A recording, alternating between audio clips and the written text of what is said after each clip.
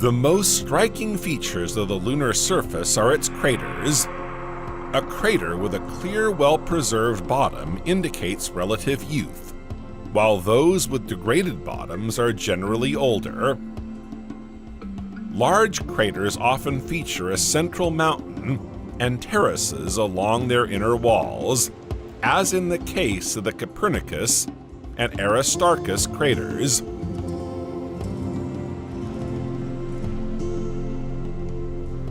In older craters, such features as mountains and terraces are less common. Some craters have ray systems, bands of light extending radially from their rim.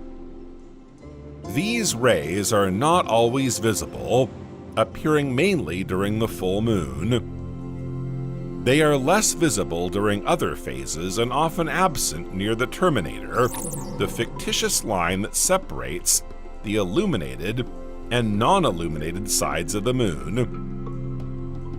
Craters with ray systems are found in craters of various sizes, from the Tycho crater, with a diameter of around 85 kilometers or 53 miles, to smaller but equally young craters. Networks of various fissures and rays emanating from crater bases, as well as furrows and light rays, are frequently observed. The Moon has several dozen such craters with ray systems that are visible on the side of the Moon that is accessible to us at full moon.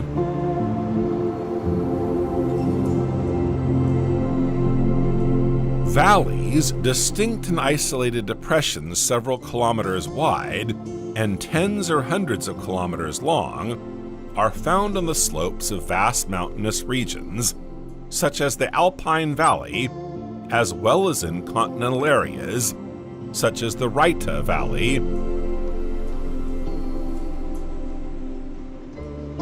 Narrower, longer, but less steep troughs, which maintain a uniform width along their entire length, are called furrows, such as the Cirsalis furrows, which often extend for hundreds of kilometers, irrespective of the surface topography.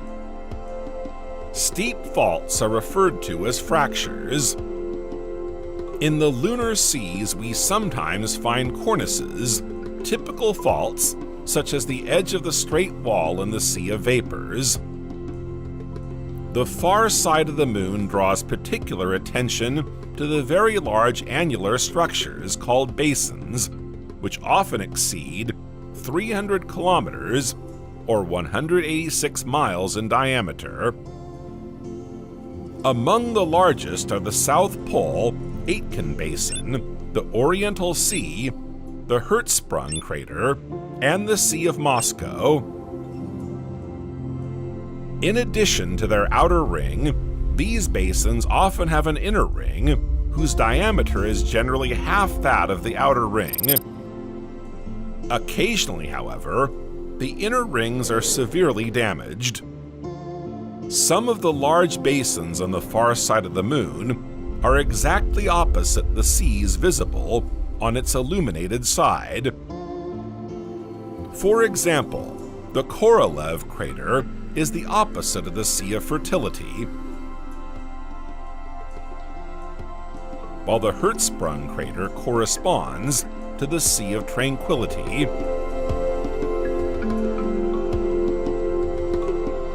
To the northeast of the Oriental Sea, immense chains of craters extend radially for distances of up to 1,000 kilometers. These chains include craters with an average diameter of 20 kilometers or 12 miles. The craters, individual mountain peaks and ridges, are named after eminent astronomers and scientists in various fields. The exception is 12 craters named after living cosmonauts and astronauts. Let's take a closer look at the Moon. Let's begin our journey with topographical details of the Moon's visible face, i.e., the side of the Moon facing the Earth.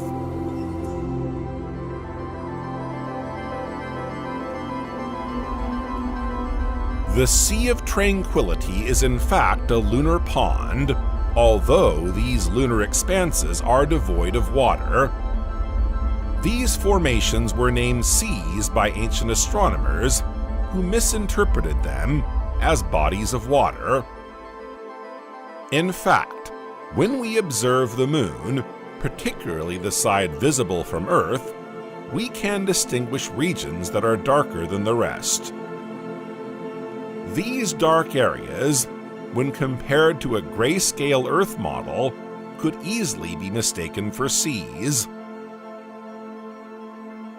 Although recent discoveries have revealed water beneath the lunar surface, this underground water does not constitute seas in the conventional sense.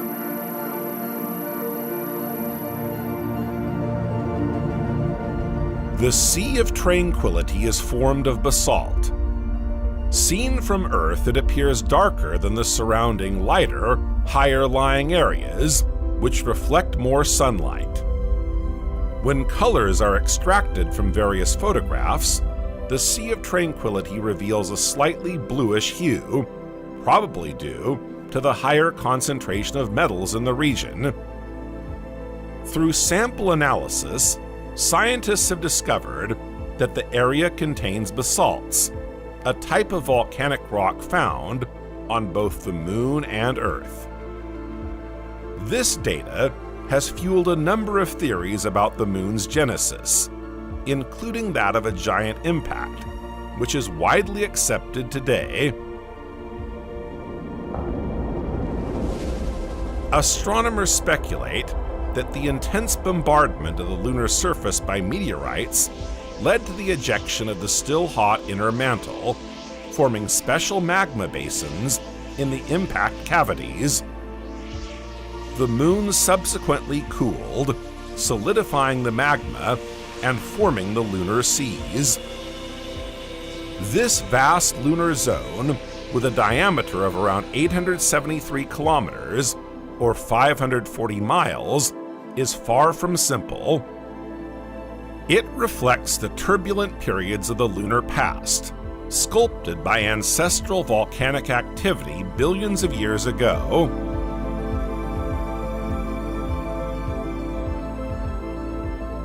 At the heart of the Sea of Tranquility's geological history are the impressive basaltic lava flows, evidence of ancient volcanic eruptions that have profoundly marked the lunar landscape. It is these massive effusions that have formed this characteristic smooth plain. The edge of the Sea of Tranquility has a highly irregular relief, with only a clearly delineated fraction comprising cliffs. It is difficult to compare it to a simple geometric shape. In the vicinity of this formation, the terrain is flat, with elevations almost nil. In the northern part of the Sea of Tranquility, where the telescope's resolution capabilities reach their limits, it is possible to observe certain types of marine domes, often generated by the effusion of volcanic basalts. The origin of these formations is attributed to endogenous processes, mainly volcanic, and their flattened appearance suggests that they were shaped by the flow of viscous lava. Small craters dot the surface, testifying to the countless impacts suffered by the Moon throughout its history. These craters of all sizes illustrate the cosmic collisions that have shaped the Moon over billions of years.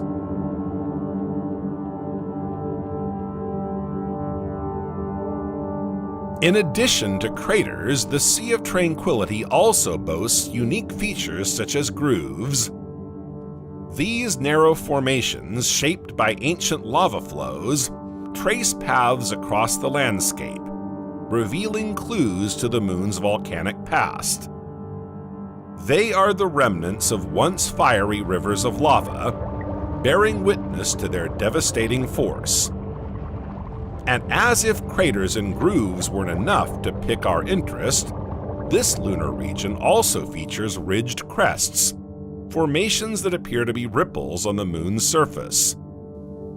They probably formed when the lunar crust contracted, offering a glimpse into the geological processes at work. These ridges provide key data on the moon's geological evolution, revealing the dynamics that have shaped its surface through the ages.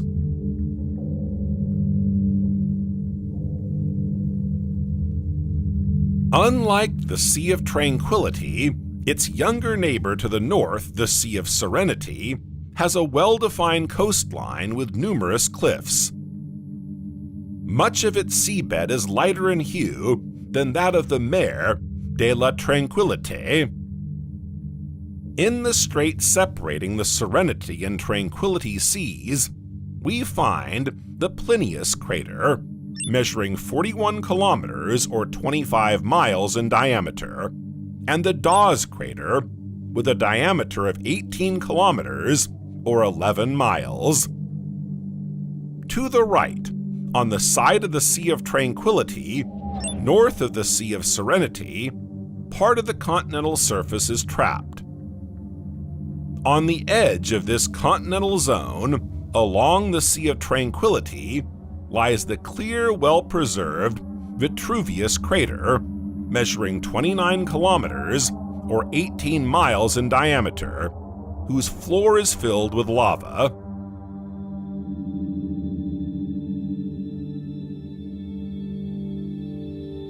Chances are you've observed the moon through a telescope, spyglass, or binoculars, and noticed a very distinctive crater in the southern hemisphere of the moon's visible face.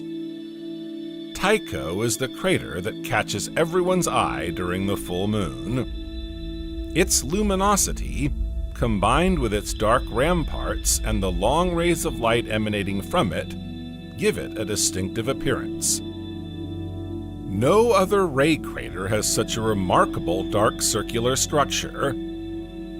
This dark circle, clearly visible in telescopes and photographs, represents the distribution of a virtually continuous substrate of dark, glassy, molten material generated by the impact. This structure is remarkably well preserved, as the crater is still so young that this deposit has not been altered or mixed with other rocks by the myriad small impacts.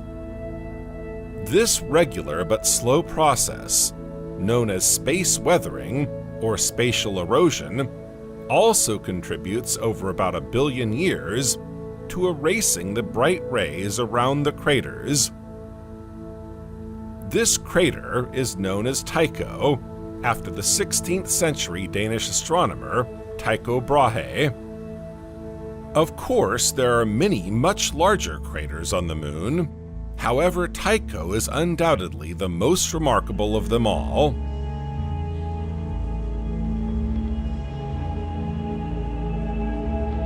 It is located in the moon's southern hemisphere, where the Ocean of Storms and the South Pole-Aitken Basin meet. On full moon nights, the large Tycho crater stands out as one of the most remarkable lunar features. It is surrounded by a ring of dark matter, extending beyond its ramparts for about a crater radius. During the moon's transition from first quarter to full moon, Tycho's appearance changes dramatically, from a large gaping crater to the epicenter of a fantastic ray system. The crater is relatively young, as evidenced by its rays crossing various lunar terrains. Scientists estimate that the Tycho crater was formed some 107 to 110 million years ago, following the impact of a large asteroid on the lunar surface. This makes Tycho one of the youngest craters on the moon's visible surface. During a space mission, a space probe was able to capture a series of detailed photographs highlighting the splendor of the Tycho crater. The images, taken from a distance of 30 kilometers or 30 miles from the crater's surface, reveal that at the center is a huge boulder measuring around 120 meters or 400 feet, although exactly how it got there remains a mystery. Smaller cobblestones detached from the rock can be seen on the slopes. The crater has a diameter of around 85 kilometers or 53 miles. Its central summit rises on average 2.4 kilometers or 1.5 miles above the crater floor, while the outer rim of the crater reaches a height of 4.8 kilometers or 3 miles. Its inner slope has a well-defined terraced structure.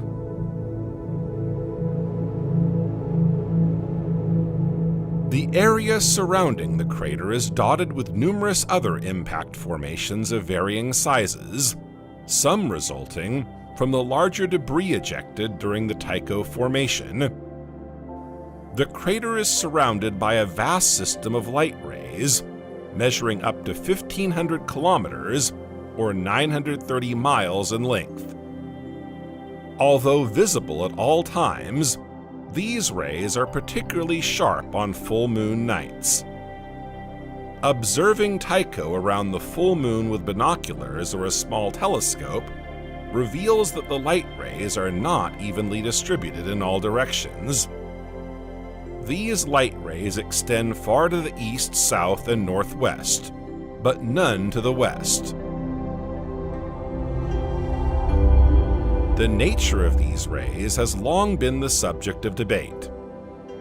Early theories suggest they might be salt deposits from evaporating water.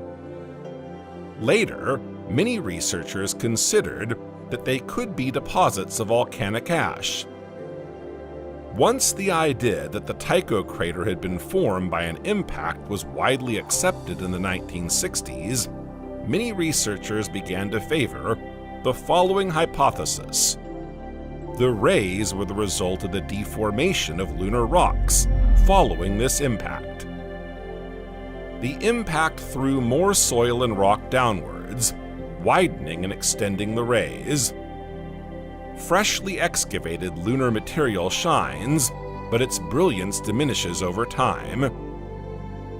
The rays from the Tycho lunar crater remain bright, as they have not yet been affected by the solar storms, cosmic rays, and micrometeorites that darken them and degrade them to dust. The large luminous halo surrounding Tycho is twice as wide to the east as to the west, typical of a crater formed by an oblique impact. Thus, the impactor that formed the Tycho crater, an asteroid probably 10 kilometers or 6 miles in diameter, approached at a shallow angle to the west to form an off-center ballistic pattern.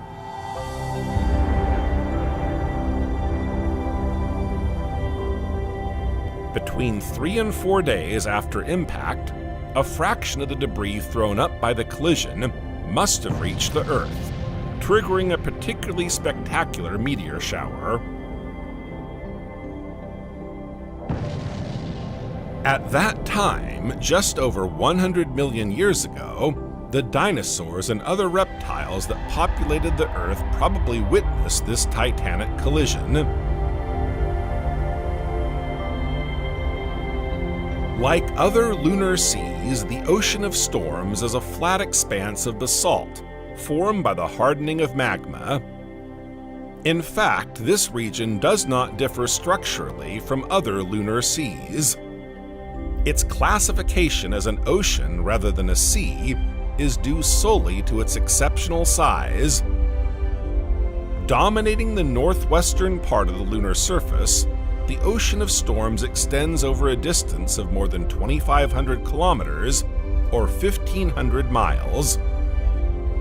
Its origin dates back some 3.5 billion years, and since then, subsequent impacts, some of them large-scale, have altered its outer contours.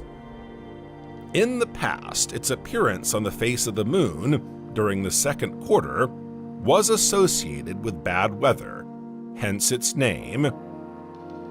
Most of the other seas are roughly circular in shape, suggesting that they may be the result of bombardment of the lunar surface early in the moon's history.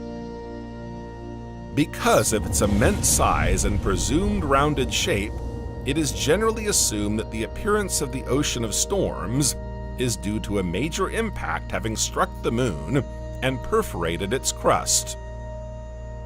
Magma subsequently erupted, forming immense plains that eventually gave rise to the ocean of storms as we know it today.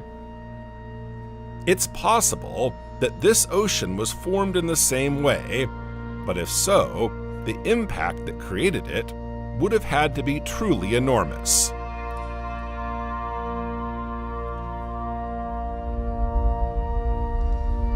Various other theories have been put forward as to the formation of the ocean, offering alternatives to the impact hypothesis. According to these researchers, it is possible that this area emerged as a result of deep mixing within the moon, leading to a significant accumulation of heat-generating radioactive elements in the crust and mantle of this lunar part. It is perhaps more likely that this vast area was subjected to the internal forces of the moon's initial structure, causing magma to flow freely over vast areas of its western hemisphere before solidifying to create the flat surface of the plain.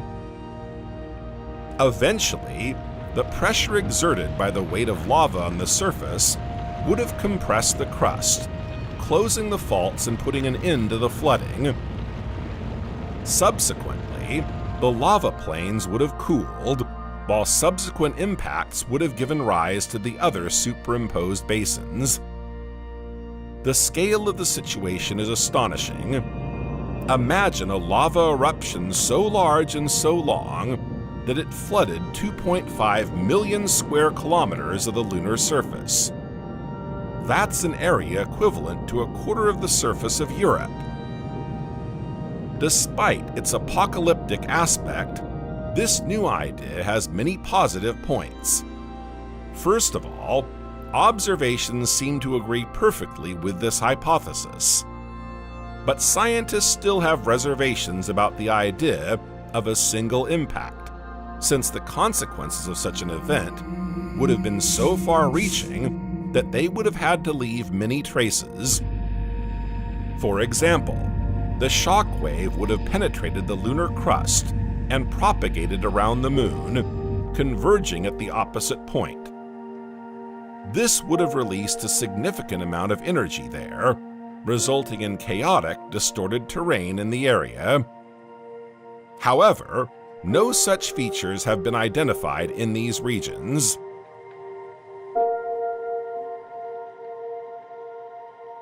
Despite its vast extent, the inner surface of the ocean of storms is generally uniform, with the exception of a few small scattered craters. The most notable of these is Kepler, a radiated crater about 31 kilometers or 20 miles in diameter, bordering the ocean of storms. At the ocean's margins, there are several more remarkable surface features. On a plateau near its northern shore is another crater named Aristarchus, comparable in size to Kepler and one of the moon's brightest spots. To the east of the Aristarchus crater, the ocean of storms meets the vast Sea of Rains, and part of their common border is marked by a chain of mountains. South of these mountains lies the vast terraced crater known as Copernicus, stretching nearly 93 kilometers or 57 miles from rim to rim.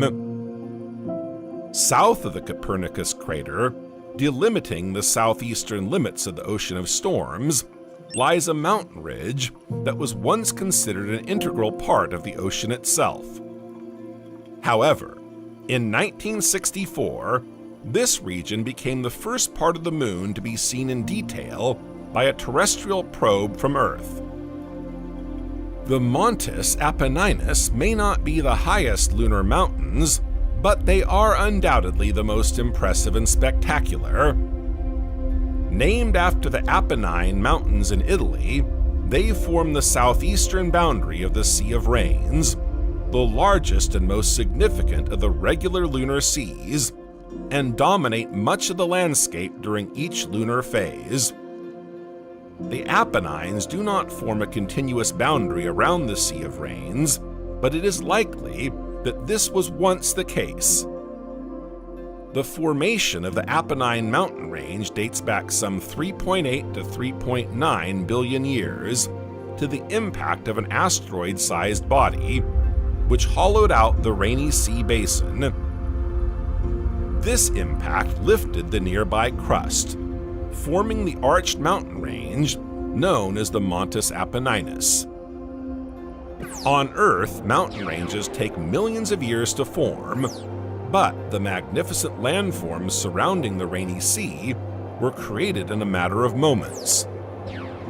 The event that led to the formation of the Mer des Pluies Basin occurred several hundred million years before the basalt eruptions that filled the basin.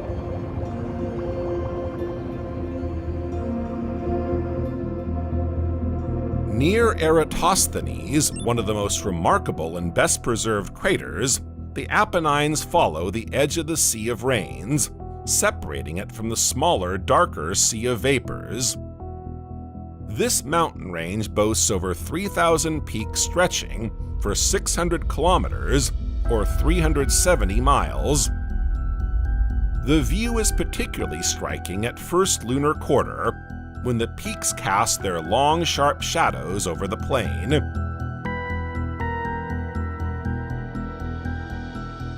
The highest point in the Apennines, Mons Huygens, reaches an altitude of around 5,500 meters, or 18,000 feet from its base to its summit, above the lunar surface, more than half the height of Mount Everest.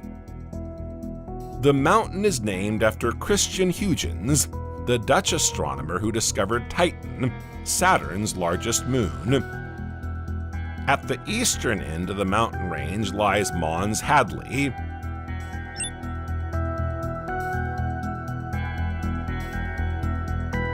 To the north, the Sea of Rains is framed by the Alpine Mountains, which do not join up with the Apennines. There is a gap between these two formations, allowing the soil of the Mer des Pluies to join that of the adjacent Mer de la Serenity, a difference in altitude and age then becoming apparent. Although the lunar Montes Alpes don't rival the Apennines in terms of importance, this relief is of particular interest thanks to unique features found nowhere else on the Moon. In particular, the Alpine Valley, a gigantic crevasse running through the mountains, deserves special mention. The Alpine Valley stands out visually as one of the most impressive formations on the lunar surface. The Alpine Valley crosses the Montes Alpes over 190 kilometers or 120 miles in length, and 20 kilometers or 12 miles in width. This valley was formed by the collapse of the lunar crust between parallel faults. It is likely that this valley was created simultaneously with the impact that formed the Sea of Rains. The surface of the valley is covered with dark lava rocks, and at sunrise the steep slopes reaching up to 1,000 meters, or 3,300 feet, at the western end are magnificently illuminated.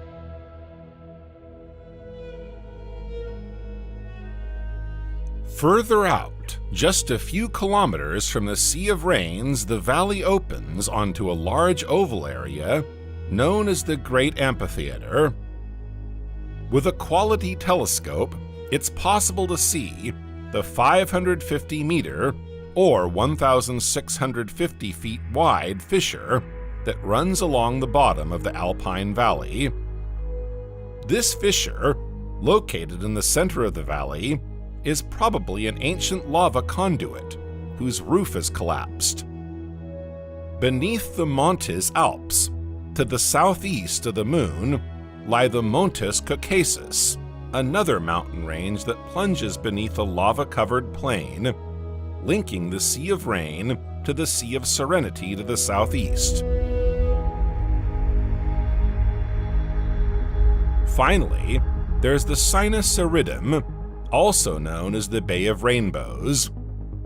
It appears to have once been a major crater on the edge of the lunar sea, but lava flows have risen to submerge the coastal wall, leaving it barely discernible and creating a vast bay. This spectacle is particularly striking when the sun rises over the bay. The sun's first rays first illuminate the peaks on the other side, leaving the bay plunged into darkness. This phenomenon is often referred to as the jeweled handle, and occurs once every lunar phase, providing a remarkable example of the chiaroscuro effect. The Montes Apenninus are part of a distinct geological feature observable on the Moon, known as multi-ring impact basins. Landing in such regions is essential to deepen our understanding of the formation and evolution of multi-ring impact basins, not only on the Moon, but also on other planetary bodies.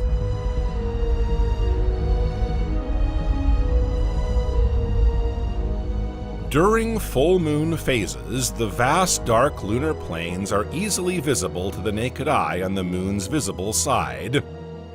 We now understand that they are actually huge basins of frozen basaltic lava from ancient times. Lunar scientists believe that the Sea of Rains, considered the second youngest lunar basin, formed around 3.85 billion years ago when a protoplanet collided with the Moon. The Sea of Rains is an immense basin composed mainly of basalt, measuring over 1,000 kilometers or 620 miles in diameter. Until now, the precise size of the object that formed such a basin was unknown. Recent calculations revealed that the diameter of the colliding asteroid was much larger than previously estimated, reaching around 250 kilometers or 155 miles, whereas it had previously been estimated at 80 kilometers or 50 miles. According to planetary scientists, this estimate is conservative. The actual diameter of the asteroid could exceed 300 kilometers or 190 miles. Scientists point out that the asteroid's imposing size justifies its classification as a protoplanet. This collision marks an important period in lunar history, known as the Late Great Bombardment, sometimes referred to as the Lunar Cataclysm. The collision took place between 4.1 and 3.8 billion years ago, a time when the Earth-Moon system and other inner planets experienced a significant increase in the number of impacts by celestial bodies.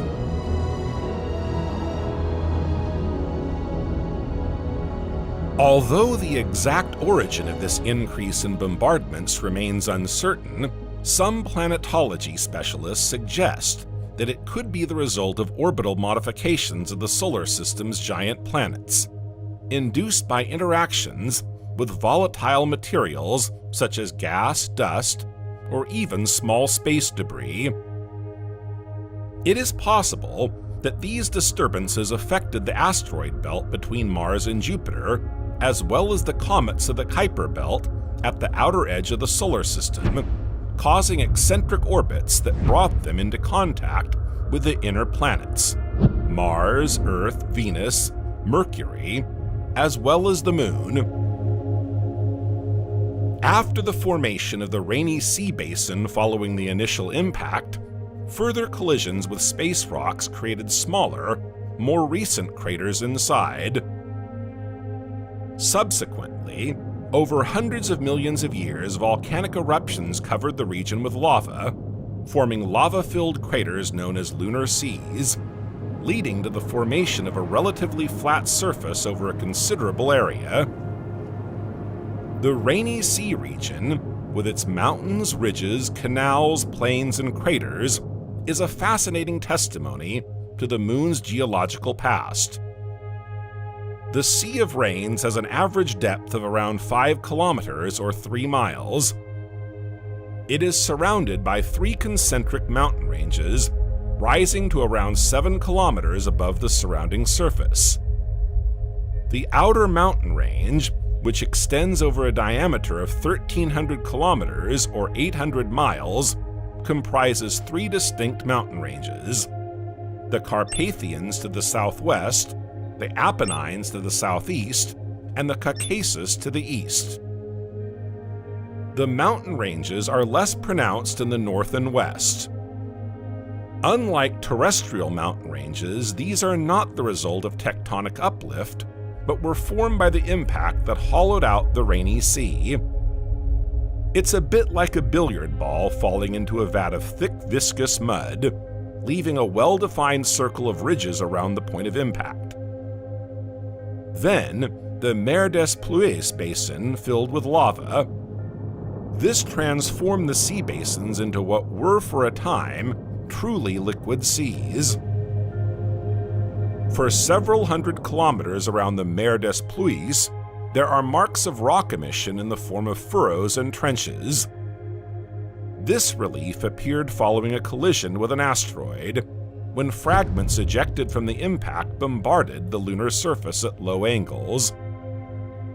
According to experts, the collision that formed the Sea of Rains had an impact on the entire lunar crust due to seismic waves passing through the young moon.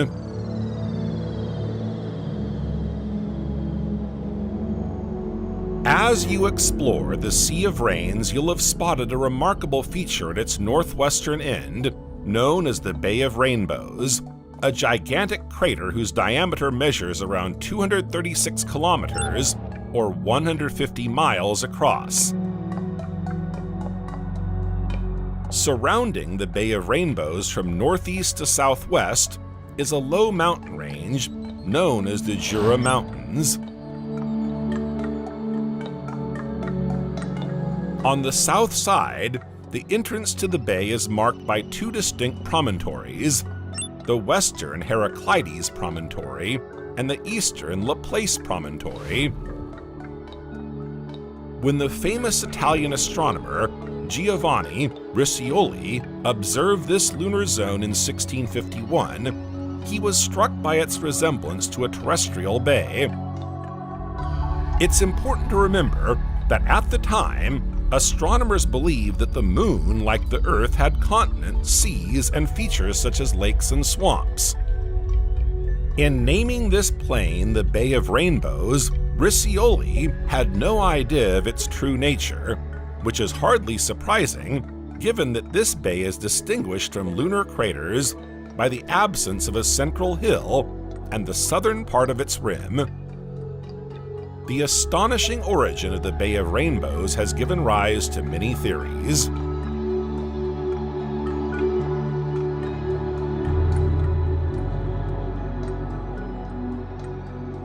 In one investigation, scientists proposed that a gigantic cosmic body had collided with the lunar surface in the northwestern region, forming the bay before continuing on its course to create the Sea of Rains basin and its inner ring of mountain ranges.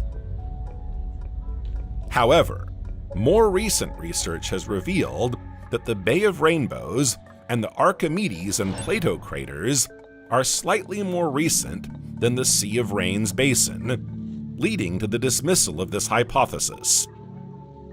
Today, the most credible theory concerning the origin of the Bay of Rainbows is that following the formation of the Sea of Rain basin, a cosmic rock impact occurred on the lunar surface. This collision took place near the edge of the basin, where the topography sloped slightly towards its center. Subsequently, the formation of the Sea of Rains began, with lava flows progressively filling the basin and overflowing onto the northern edge of the Bay of Rainbows. Nevertheless, this explanation encounters a major difficulty. If the southern rim of the Bay of Rainbows was indeed covered by a lava flow, then we should see a gradual decrease in its height over time. On the contrary, the crater rim seems to maintain an almost constant height along its entire length, from west to east.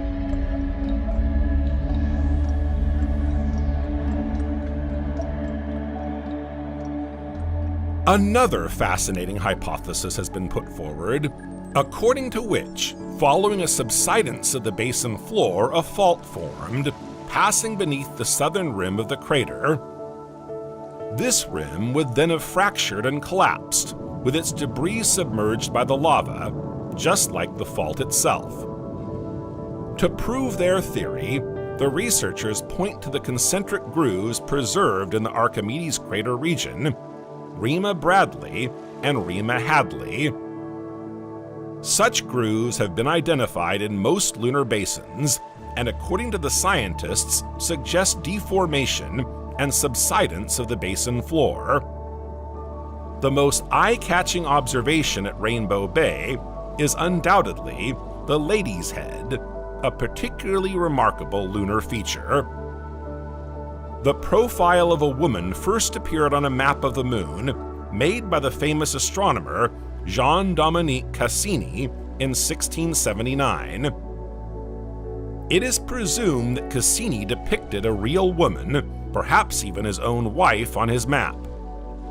However, there are other versions, such as a reference to the former Queen of Sweden, Christine, a friend of Cassini's with a passion for science, or a French queen.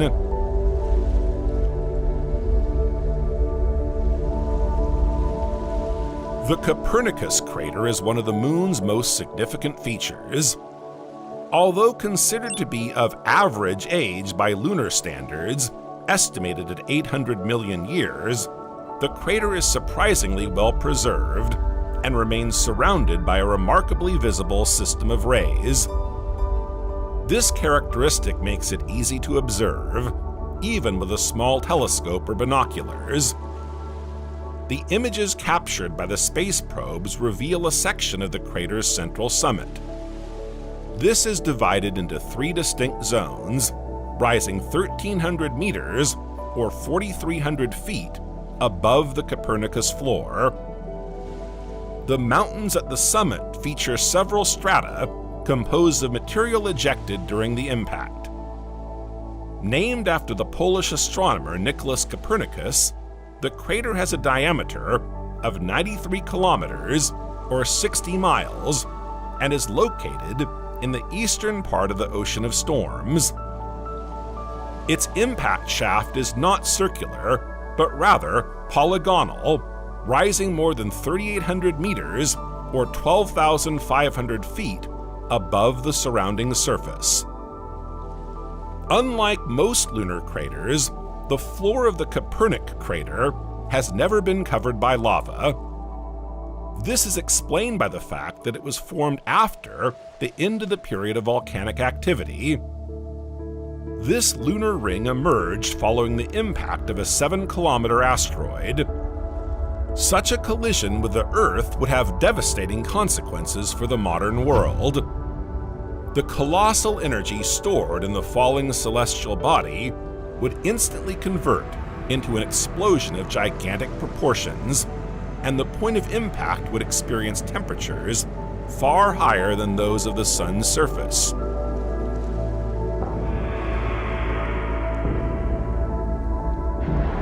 At the heart of the Copernicus crater are isolated, interconnected hills stretching 1.2 kilometers, or 1 mile above the surrounding area. These central peaks typically begin to appear in lunar craters larger than 15 kilometers, or 9 miles in diameter, resulting from changes in the forces at play during the initial impact. Rocks at the point of impact adopt a plastic behavior and straighten immediately after the formation of the impact cavity. This effect is similar to that observed when a drop falls onto a surface. According to scientists, the material making up the central peaks of Copernicus comes from a depth of 30 kilometers, or 18 miles. One of the distinctive features of the Copernicus lunar crater is a radiating network of secondary craters, reminiscent of an area hit by aerial bombardment. In this case, however, the bombardment was triggered by huge boulders ejected from the main crater at a speed of around 1,500 kilometers per hour, or 930 miles per hour. And because the ejected material was moving at a slower speed than the impactor, the explosion usually associated with such impacts did not occur. This is why Copernicus's secondary craters are elongated rather than circular. On the Moon's surface, a dark layer of material slowly forms, subject to the action of micrometeoroids and cosmic radiation. When this layer is covered by lighter material, ejected from the point of impact, light rays form around the craters. This is also the main reason why we only observe these features in more recent formations on the Moon. In general, craters with visible rays are only a few 100 million years old. Copernicus, for example, is one of the oldest craters with well-defined rays.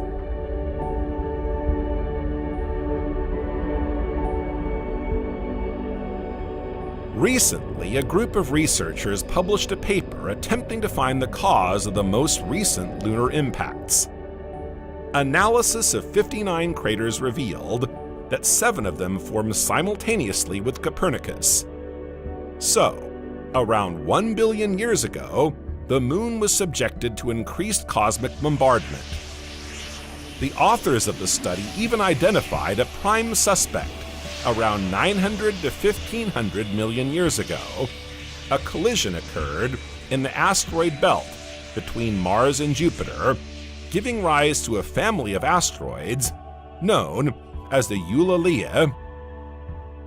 The theory goes that the material from this collision triggered a storm of rocks that culminated on the Moon around 1 billion years ago. And it wasn't just the Moon.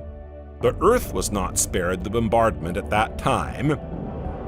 It is estimated that both bodies received a deposit of material weighing around 30 to 60 times the weight of the impactor that caused the mass extinction 66 million years ago. So, Copernicus probably had counterparts on Earth, but traces of their existence have long since disappeared from our active planet.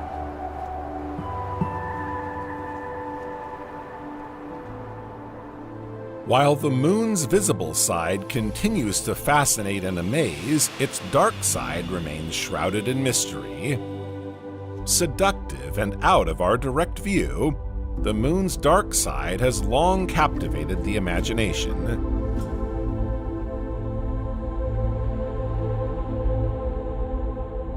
In the 20th century, as the first probes were sent into space, scientists began to wonder what might be hidden behind this little-known part of our satellite. Contrary to popular belief, the term dark side of the Moon does not mean permanent darkness. In fact, it refers to a hemisphere that remains invisible from Earth due to a synchronous rotation, where the Moon's rotation period corresponds to that of its orbital revolution. This remarkable phenomenon means that only one side of the Moon is perpetually hidden from our planet. As a result, the far side of the Moon is not constantly plunged into darkness. Although only one side of the Moon is visible from Earth, this does not mean that we only observe 50% of its surface. The Moon, like many celestial objects, follows an elliptical orbit with a certain eccentricity, which measures how far its orbit deviates from a perfect circle. Because of the Moon's distance from Earth and the slight inclination of its orbit, we can observe the Moon's north and south poles from Earth.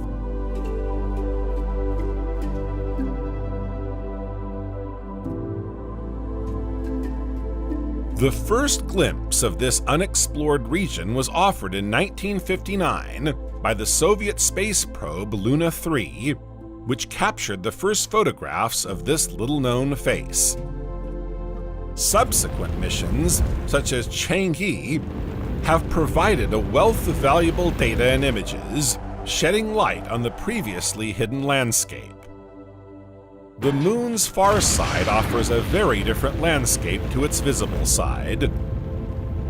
One of the most striking distinctions between the hidden side and the more familiar side of the Moon is the absence of vast plains of dark basalt, known as the seas. The hidden side boasts just two large seas, known as the Sea of Dreams and the Sea of Moscow, in contrast to the visible side, which features a multitude of lunar seas.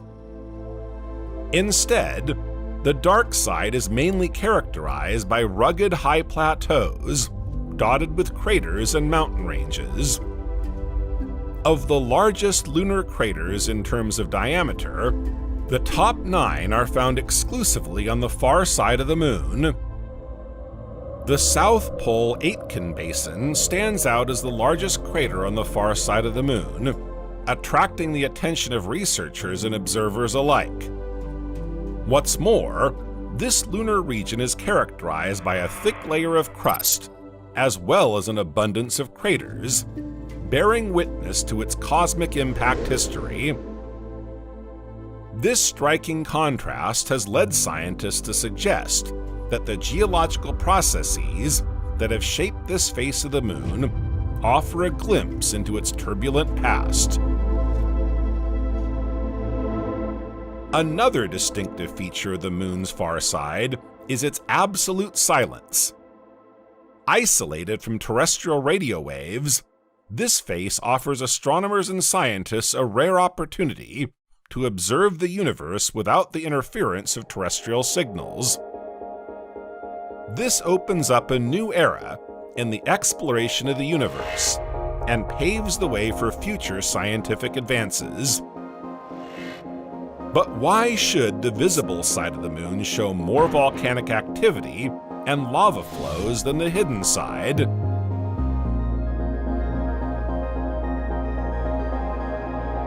One widely accepted theory suggests that early in the history of our solar system, a dwarf planet in formation collided with the Moon.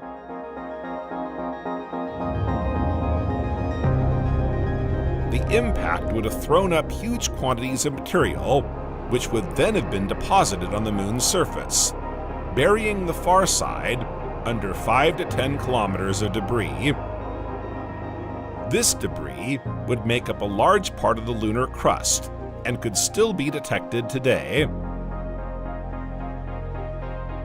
Another theory is that the far side of the Moon has a thicker crust. During the formation of the Earth and Moon, heat from the still molten Earth would have delayed the cooling of the Moon's visible surface. On the other hand, the hidden side could have solidified more rapidly, forming a thicker crust. This would have led to meteoroid impacts on the visible side, which in some cases would have pierced the thinner surface down to the still molten mantle, releasing lava to the surface to create the lunar seas. On the other hand, if a meteoroid were to strike the far side of the Moon, the thicker crust would not be perforated, resulting in the formation of valleys, craters, and high plateaus, but not lunar seas.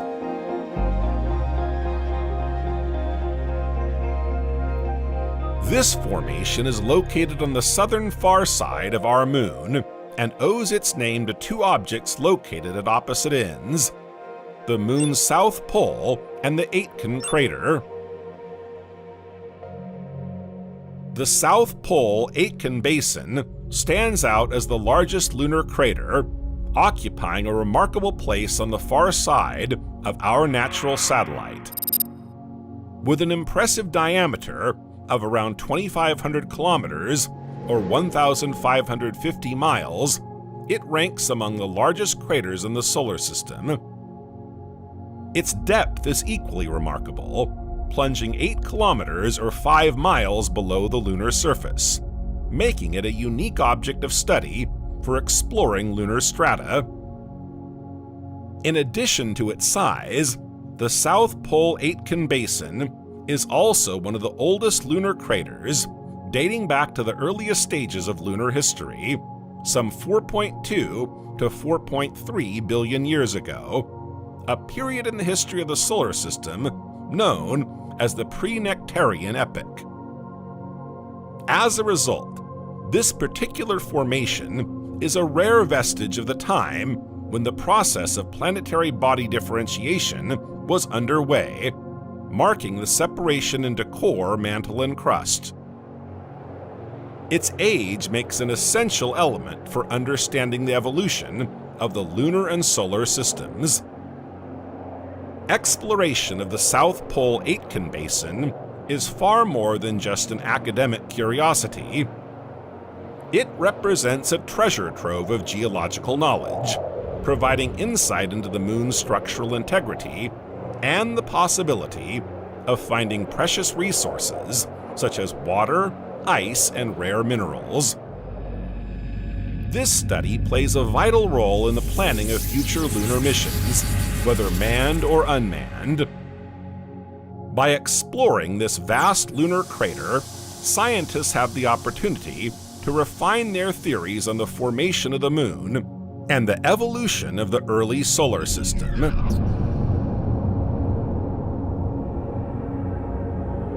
Its origin is attributed to a massive impact event that not only created the basin itself, but also significantly influenced lunar geology.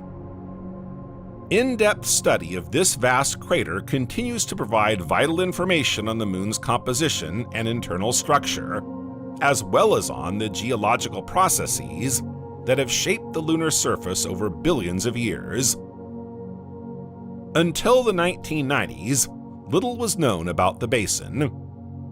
A multispectral survey conducted by NASA's Clementine spacecraft in 1994 revealed that the surface of the depression contained more iron oxide and titanium dioxide than the lunar peaks, making it darker. Some researchers support the hypothesis that the crater resulted from a collision between the young moon and a massive cosmic body. Such an event would have shaken the entire moon, as the size of the depression left after impact exceeds the lunar radius. Vertical impact models suggest that the asteroid would have stripped significant amounts of mantle material to depths of 200 kilometers or 125 miles. However, observations show that the crater floor is mainly covered with rocks from the lunar crust.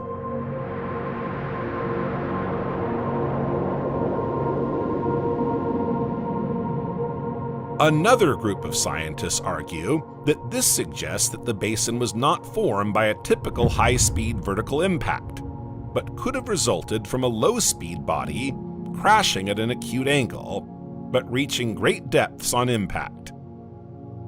The force of the impact that formed the basin was so considerable that it most likely had an effect on the entire moon, offering an exceptional opportunity for study in planetary geology and impact dynamics. Indeed, simulations of near-vertical impact suggest that the resulting fireball may have carried large quantities of material from the mantle to depths of up to 200 kilometers or 125 miles below the surface. However, observations to date do not confirm the mantle composition for this basin, and crustal thickness maps suggest the presence of around 10 kilometers or 6 miles of crustal material beneath the basin floor. For some researchers, this suggests that the depression was not formed by a typical high-speed impact, but could rather have resulted from the collision with a low-speed projectile around 200 kilometers or 125 miles in diameter, striking at a shallow angle, around 30 degrees or less, and therefore not having penetrated very deeply into the Moon. Potential evidence for this theory is suggested by elevated areas northeast of the edge of the South Pole-Aitken Basin, possibly representing ejecta from such an oblique impact.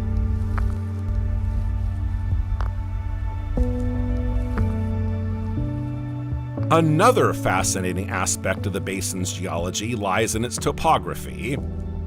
The basin floor is home to a variety of craters, mountain ranges, and valleys, all shaped by the initial impact and subsequent geological processes. These features make the South Pole-Aitken Basin more than just a singularity. It's a complex landscape with a rich geological history. The geological composition of the South Pole-Aitken Basin is both complex and diverse. Among its most remarkable features is the diversity of its crust, comprising a variety of lunar rocks and minerals. The great depth of the basin exposes the lunar mantle, offering a rare glimpse of this deep layer of the Moon.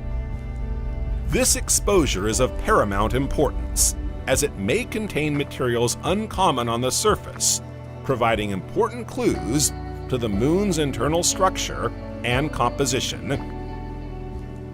The composition of the basin appears to show variations from the usual mountainous regions. Orbital data reveal that the basin floor has slightly higher levels of iron, titanium, and thorium. Mineralogically, the basin floor has a much higher concentration of clinopyroxene and orthopyroxene than the surrounding highlands, which are mainly composed of anorthosite. Several explanations can be put forward for this distinctive chemical signature. On the one hand, it could simply reflect material from the lower crust, which is slightly richer in iron, titanium, and thorium than the upper crust.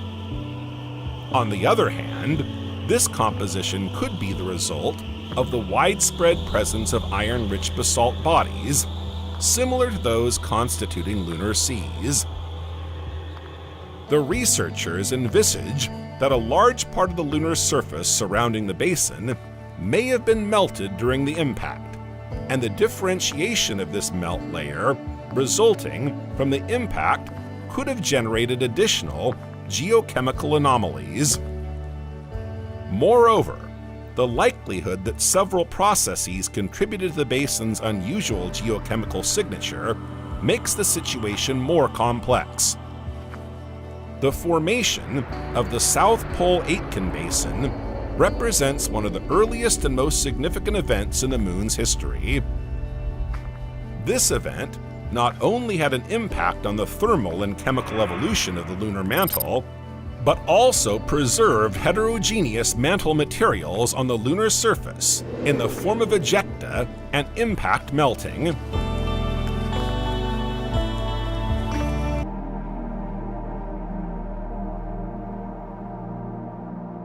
Emitting nebulae are gaseous formations that produce their own luminescence.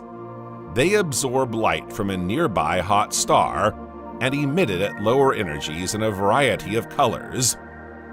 They are said to be bright, as opposed to reflective nebulae, which simply reflect the light of nearby stars.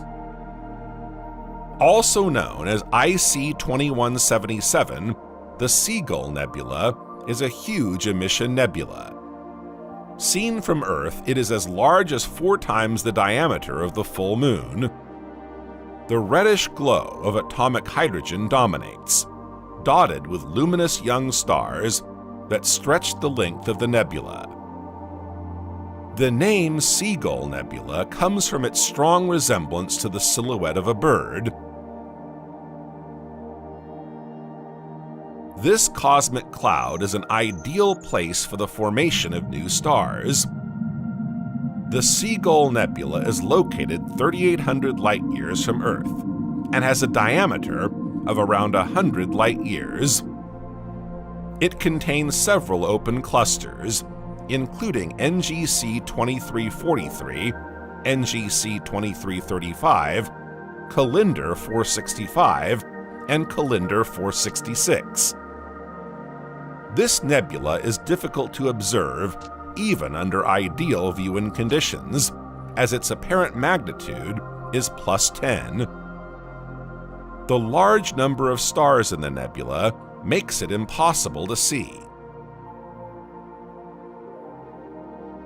The wings are almost impossible to see, unlike the head, referenced NGC 2327, which contains fewer stars. This is a region of compact emission in which a massive star is enclosed.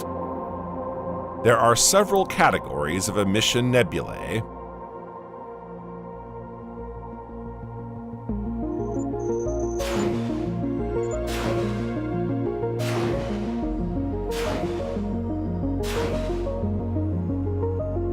HII regions. These are regions of intense activity in which stars form. The Orion constellation is home to one of the most famous examples, the Orion Nebula, or M42. Its proximity to the Earth makes it one of the best known and most studied nebulae by scientists. Within the Orion Nebula, numerous stars and even planetary disks form. The nebula glows with fluorescence. Excited by the ultraviolet radiation of bright stars, gas atoms emit light. The color emitted depends on the type of atoms. Hydrogen, which is clearly in the majority in nebulae, emits predominantly red light, as does sulfur. Oxygen, on the other hand, emits green. Although our eyes are particularly poor at distinguishing colors at night, the Great Orion Nebula is an exception to this rule. Its contrasts allow observers to easily distinguish the nebula's colors. At first glance through binoculars, the Orion Nebula appears as a small cloud among the stars of Orion's sword. When viewed through a 60 to 80 millimeter telescope, its central region reveals a greenish hue. The jade hue intensifies when viewed through a more powerful telescope. As for the red, it remains indistinguishable, as our eyes are blind to this color at night. The accumulation of gas over tens of thousands of billions of kilometers gives the Orion Nebula a dense appearance, but this is only an illusion. The Orion Nebula has been known since ancient times. Astronomers have been observing it through telescopes for almost 4 centuries. As if petrified since the dawn of time, nothing in this immense interstellar cloud has ever moved.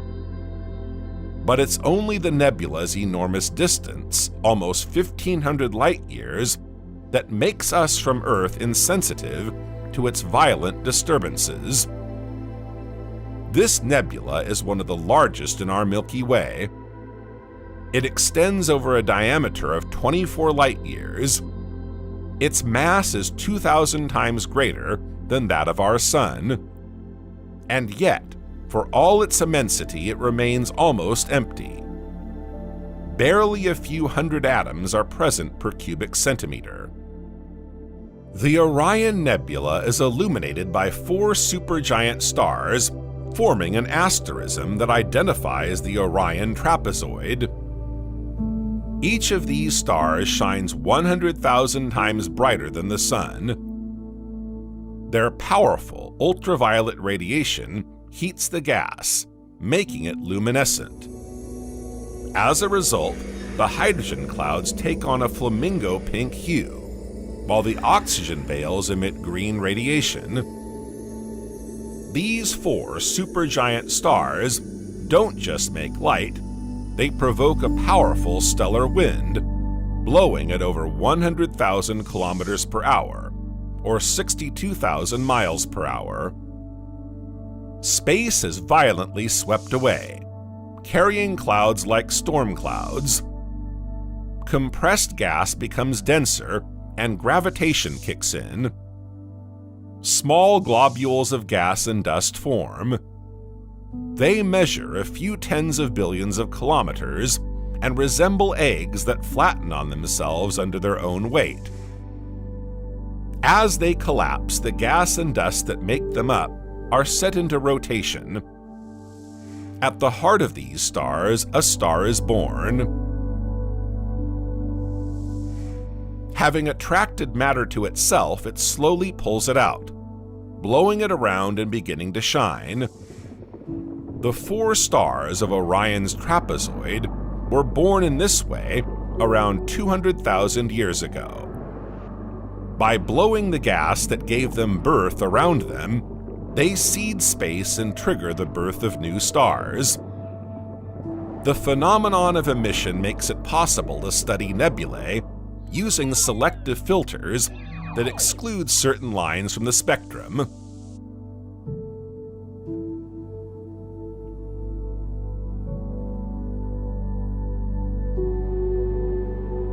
Planetary nebulae are brightly colored and highly structured.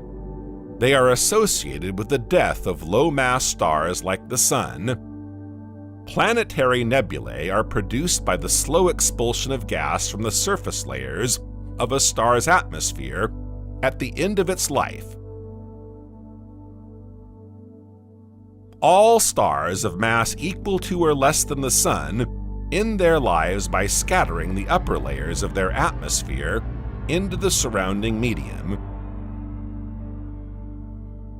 The material takes on a relatively regular disk shape, reminiscent of a planet. In fact, at the time of William Herschel's first observations, he observed the small star that remained visible at the center of the nebula, surrounded by a pale disk that gave the false impression that a planet was being born. Stars of greater mass also produce injections when they die, but these are much more brutal. The result is a supernova, or SNR for short. Although planetary nebulae and SNRs can sometimes be confused, there are many differences between them. Many planetary nebulae are easily accessible to professional and amateur astronomers from Earth. These include the Lyra Nebula M57, the Dumbbell Nebula M27, the Rosette Nebula NGC 2237-9, the Owl Nebula M97, and the Helix Nebula NGC 7293. The discovery of this type of nebula is well within the reach of amateur astronomers. 139 candidate planetary nebulae have been proposed, and some 20 have been confirmed. The Lyra Nebula is the most representative of all planetary nebulae. This star appears as a magnificent corona, surrounding the star as it dies out. The star's core is completely exposed, still glowing and illuminating the gas around it. The white dwarf at the center of the Lyra Nebula reaches 100,000 degrees Celsius, or 180,000 degrees Fahrenheit. By comparison, the Sun reaches 5,500 degrees Celsius. It has much more extensive extensions than the main ring, certainly the result of material ejected by the star before the nebula itself was formed. Planetary nebulae provide information not only on the star's constitution, but also on the date on which it expelled matter, by calculating the expansion velocity of the gases.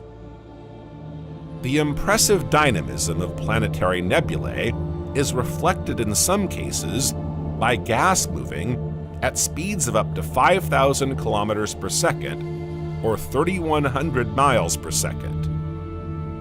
This creates exceptional shock waves and turbulence zones. Once the star has ejected up to 35% of its envelope, it ends its life as a dwarf star.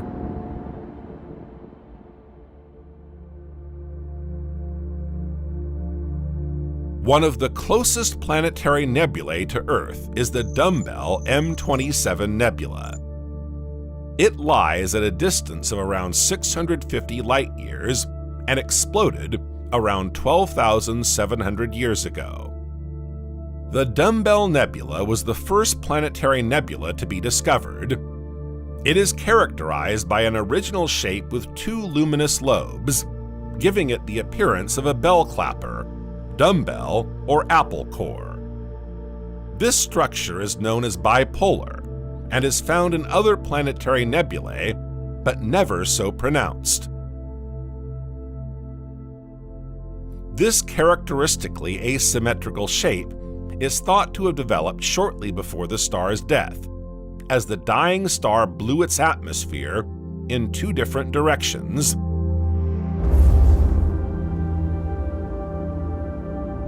M27 is one of the largest planetary nebulae in the sky.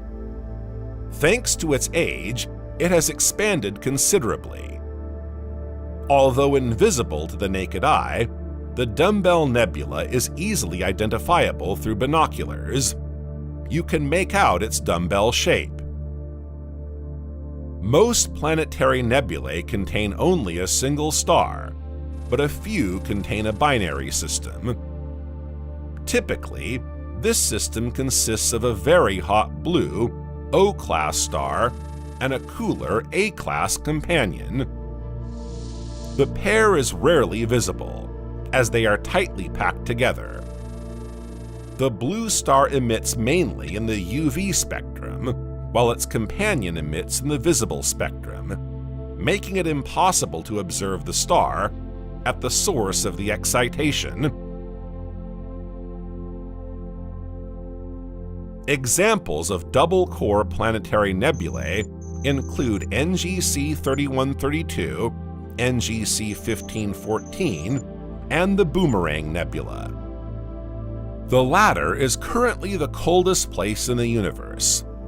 Located 5,000 light-years from Earth in the constellation Centauri, its temperature is minus 272 degrees Celsius or minus 169 degrees Fahrenheit.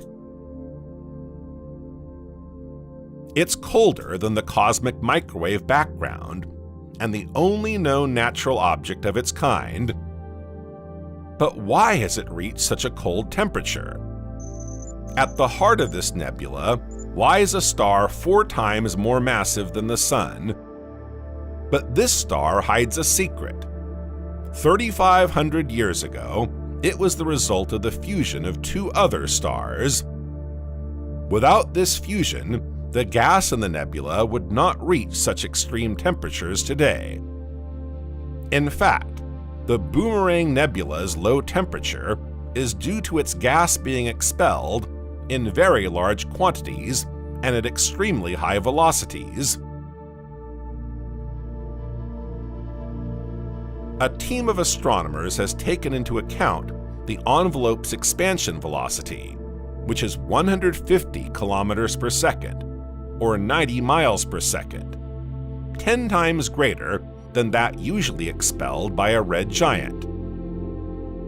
Scientists have shown that the only way to produce such a quantity of gas at such a speed would be to use energy from the interaction of 2 stars. A few thousand years ago, the red giant would have trapped a companion star in its envelope. The interaction of the 2 stars produced an impetuous ejection of matter. The nebula is now shaped like an hourglass, 20,000 astronomical units long. This peculiar shape is due to the jet produced by the central star, which pushes back cold gas locally.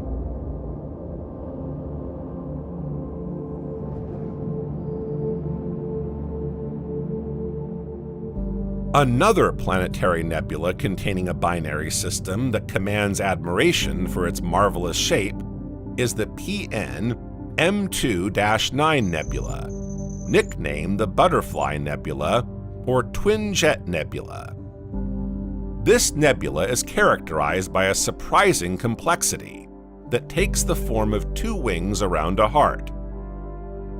The core is made up of two old stars that change appearance and state to become white dwarfs. Their total disappearance will only occur in a few billion years' time. In the meantime, they never cease to amaze with their sumptuous designs. Located some 4,000 light-years from Earth in the constellation Ophiuchus, the Butterfly Nebula owes its wings to two stars of equivalent mass that emit two great expanses of gas. The smaller of the two has a mass between 0.6 and 1 times the mass of the Sun, and is already a white dwarf. Its companion is estimated to have between 1 and 1.4 times the mass of the Sun. It has already released its outer layers. The expansion of the gas that forms these fascinating butterfly wings is thought to have begun around 1,200 years ago.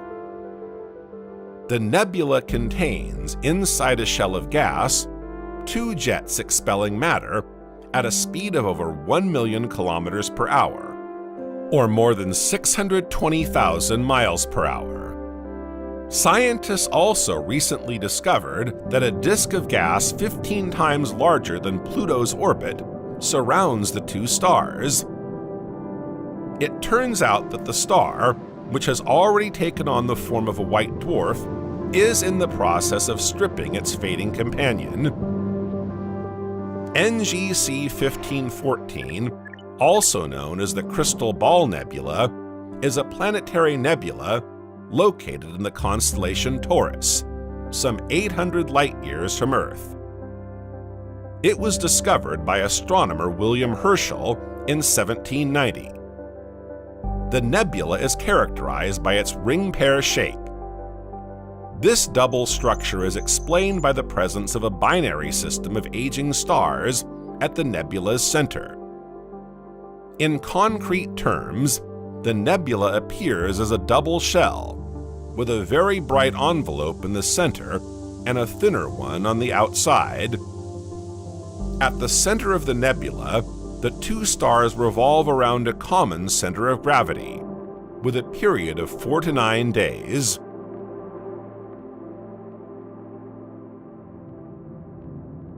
NGC 6302, the Insect Nebula, or M2-9, also known as the Butterfly Nebula, or Caldwell 69, is a bipolar planetary nebula with one of the most complex structures ever observed in a planetary nebula.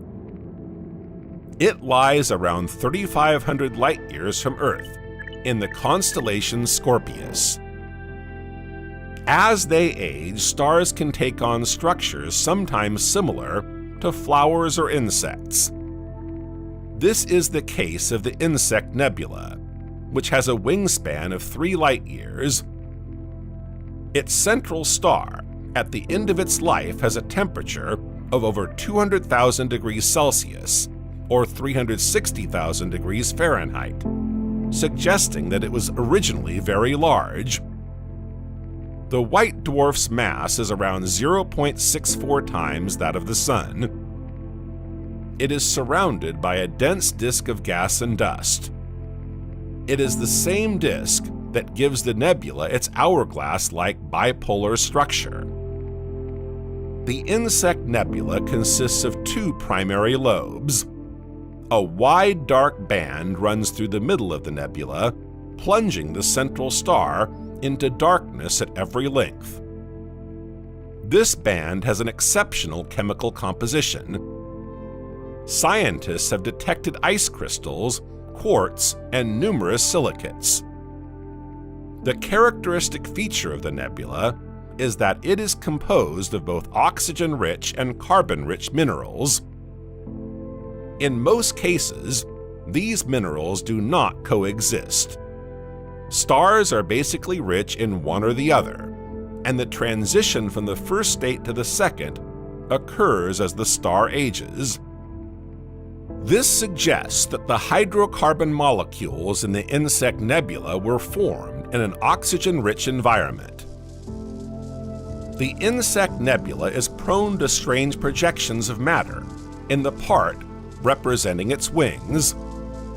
These jets are projected at more than 1,000 kilometers per second and asymmetrically. They intersect and form disordered structures. Some researchers have speculated that these ejections could be due to the central white dwarf merging with another star. However, in the absence of visibility at the center of the nebula, this hypothesis remains unconfirmed.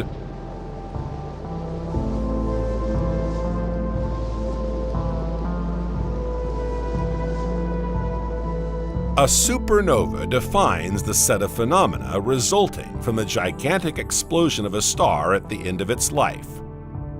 For a time, the supernova can shine brighter than an entire galaxy of billions of stars.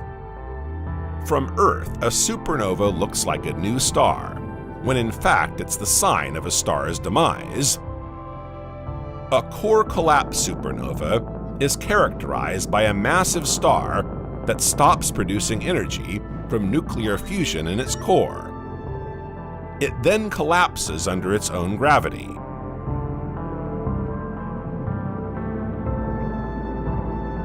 A thermonuclear supernova occurs when a white dwarf has stored enough material for a companion star to reach a critical mass, triggering a thermonuclear explosion.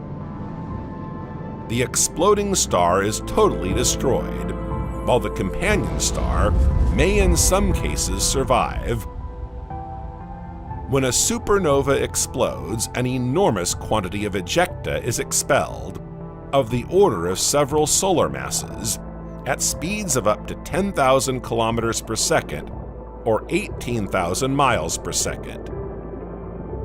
The shock front resulting from the rapid expansion of this material forms the visible part of the afterglow. Supernova remnants are defined by the structure produced by the expanding supernova ejecta. Many slags retain a regular shape for a long time, depending on whether they have an internal energy source, such as a central pulsar, or not.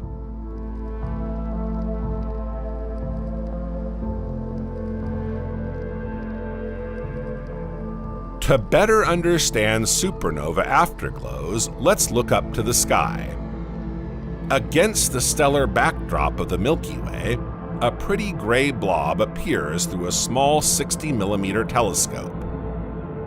With a 100 to 200mm telescope, we can see a well-defined S-shape. With an even more powerful instrument, it's possible to make out gaseous filaments floating in the sky. This is one of the best-known and most studied examples of supernova afterglow. Messier 1, or the Crab Nebula, some 6,300 light-years from Earth. This nebula reminds us that a supernova exploded at this very spot in the year 1054 in the constellation Taurus. In July 1054, Chinese astronomers spotted a new star in the Taurus constellation. They called it a guest star. However, its brilliance intensified to the point where it surpassed that of Venus. It remained visible for 3 weeks in daylight, with a magnitude of between -3 and -5, and appeared for 2 years at night. Around 7 centuries later, in 1758, the astronomer and famous comet hunter Charles Messier, while searching the sky for Halley's Comet, spotted a small nebula in the constellation Taurus. He gave it the number 1. It wasn't until 1928 that Edwin Hubble made the connection between the famous guest star of 1054 and this Messier 1 nebula, nicknamed the Crab Nebula, in reference to the expanding gas released by the supernova. It continues to grow, at a speed of 1,500 kilometers per second, or 930 miles per second.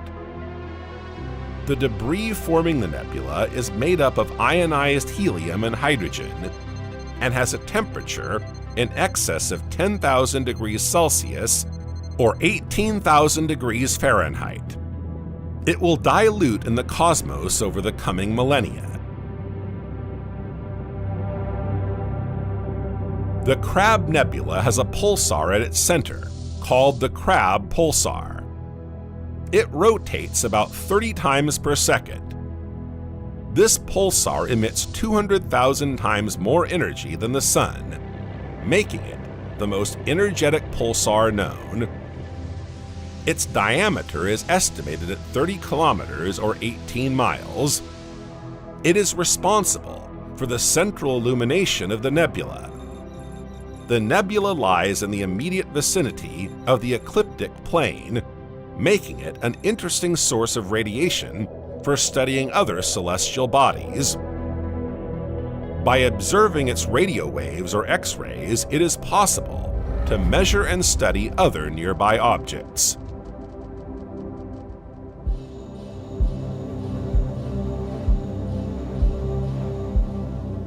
Wolf-Rayet bubbles are located around Wolf-Rayet stars. These are defined as hot stars with masses tens of times that of the Sun. They are characterized by the fact that during a relatively brief phase following the main sequence, they eject the matter around their core in the form of very violent stellar winds. The core is then exposed and explodes into a supernova. Wolf-Rayet bubbles are particularly active, emitting huge quantities of gas as a result of thermonuclear reactions in their cores. The two most famous of these are the Crescent Nebula, NGC 6888, and Thor's Helmet Nebula, NGC 2359. The Crescent Nebula, NGC 6888, is located in the constellation Cygnus, some 5,000 light-years from Earth. This region is particularly renowned for its wealth of nebulae. The Wolf-Rayet star, WR136 at its center, generates violent stellar winds that push the ejected matter outwards. This cosmic bubble, some 25 light-years across, paints a splendid picture of the nebula through telescopes. The structures of the Crescent Nebula are the result of the interaction between the strong wind and matter ejected in the past. This star is nearing the end of its life and is expected to explode into a supernova.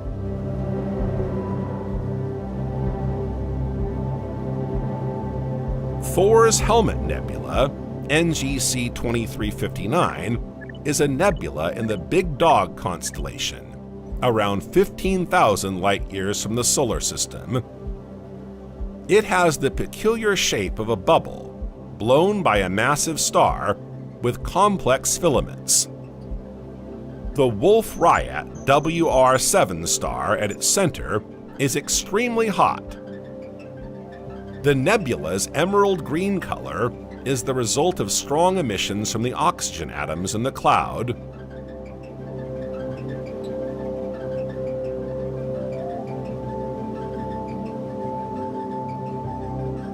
Reflection nebulae are dust clouds that reflect the light of one or more nearby stars.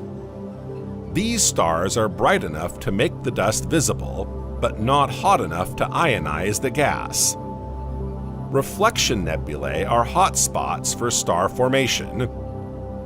The best known and most studied reflection nebula is that surrounding the Pleiades cluster, also known as M45. The Pleiades cluster is a celestial figure known since at least Neolithic times. Its appearance in the morning sky heralded harvest time. Although only a small number of stars are visible to the naked eye, this cluster is extremely rich, containing several thousand in all. The Pleiades cluster is around 100 million years old, and astronomers estimate that it will disperse into the Milky Way within 200 to 300 million years due to its low compactness. The blue nebula that surrounds this cluster is the beauty of the photographs.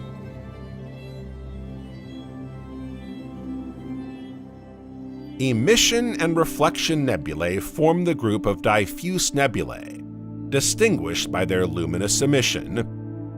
On the other hand, there are dark nebulae. The latter are regions in which dust from the interstellar medium concentrates in immense clouds that appear in starless regions. They are visible when they obscure part of an emitting or reflecting nebula. Ever since human beings decided to take an interest in the sky, they have been able to observe dark spots in regions of high stellar density that appear to be devoid of stars. They have put forward two hypotheses. Either these dark zones correspond to the distribution of stars, or they represent dark masses appearing as opaque screens. The first view was quickly discarded after the study of the celestial distribution of objects, since it is unlikely that immense starless pipes exist over lengths of several thousand parsecs.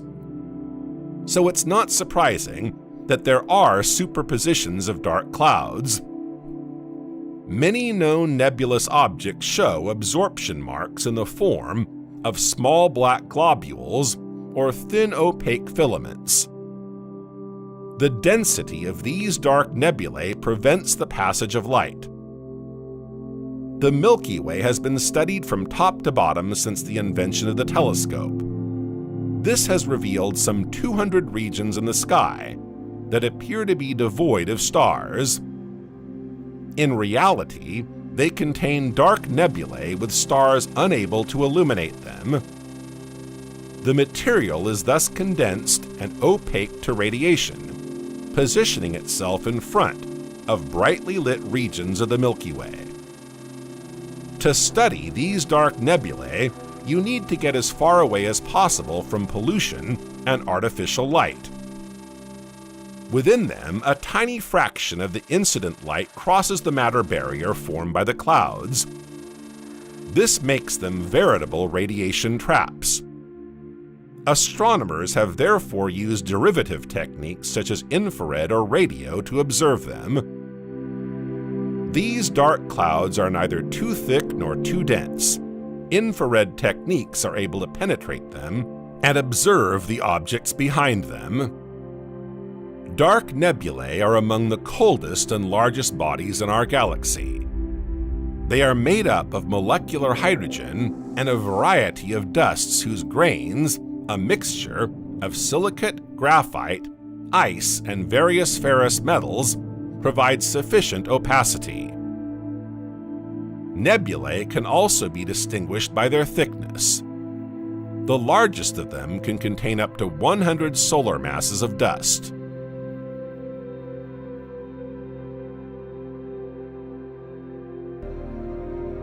One of the best examples of this type of nebula is the charcoal bag. This large dark nebula occupies an area on the celestial vault equivalent to some 30 full moons. It can be found 600 light-years away in the Southern Cross constellation in front of luminous sections of the Milky Way. Spanish explorer Vicente Yanez Pinzon first spotted this dark spot in 1499. He was the navigator and commander of La Niña, one of the 3 ships that first landed in America under the command of Christopher Columbus. The nebula was nicknamed Magellan's Dark Cloud because of its opacity and in comparison with the 2 bright Magellanic clouds. Seen with the naked eye from the southern hemisphere, the charcoal bag can be spotted lurking against the stars of the Southern Cross. With binoculars, it's easy to spot, thanks to its irregular contours. This coal-black nebula is so vast that it doesn't fit entirely within the field of a telescope. Nevertheless, a telescope can observe one of the most beautiful star clusters nearby. It's called the Jewel Box because its stars are compared to sparkling gems.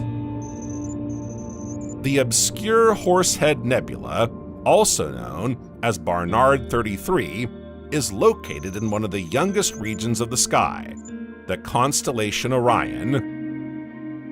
At the end of December, during the winter solstice, the night-darkened hemisphere of Earth comes face to face with a stellar region of our galaxy. Stars, each more beautiful and brilliant than the last, light up the Milky Way like rubies, diamonds, and sapphires. The brightest and closest is Sirius. 100 times further on is the supergiant Rigel, which, along with Betelgeuse, Bellatrix, and Siph, forms the constellation Orion. Not far from the center of this constellation, patience and perseverance are required to find the Horsehead Nebula just below the star Alnitak. Here, immense clouds of gas give birth to new stars. This nebula is made up of interstellar gas and dust that light is unable to penetrate. It is therefore invisible to the naked eye. Its horsehead shape is caused by the presence of a dense cloud of gas and dust. At the base of the head are young stars in the process of forming. The Horsehead Nebula is about 7 light-years long and lies almost 1,500 light-years from us. It does not radiate and is very dense and cold.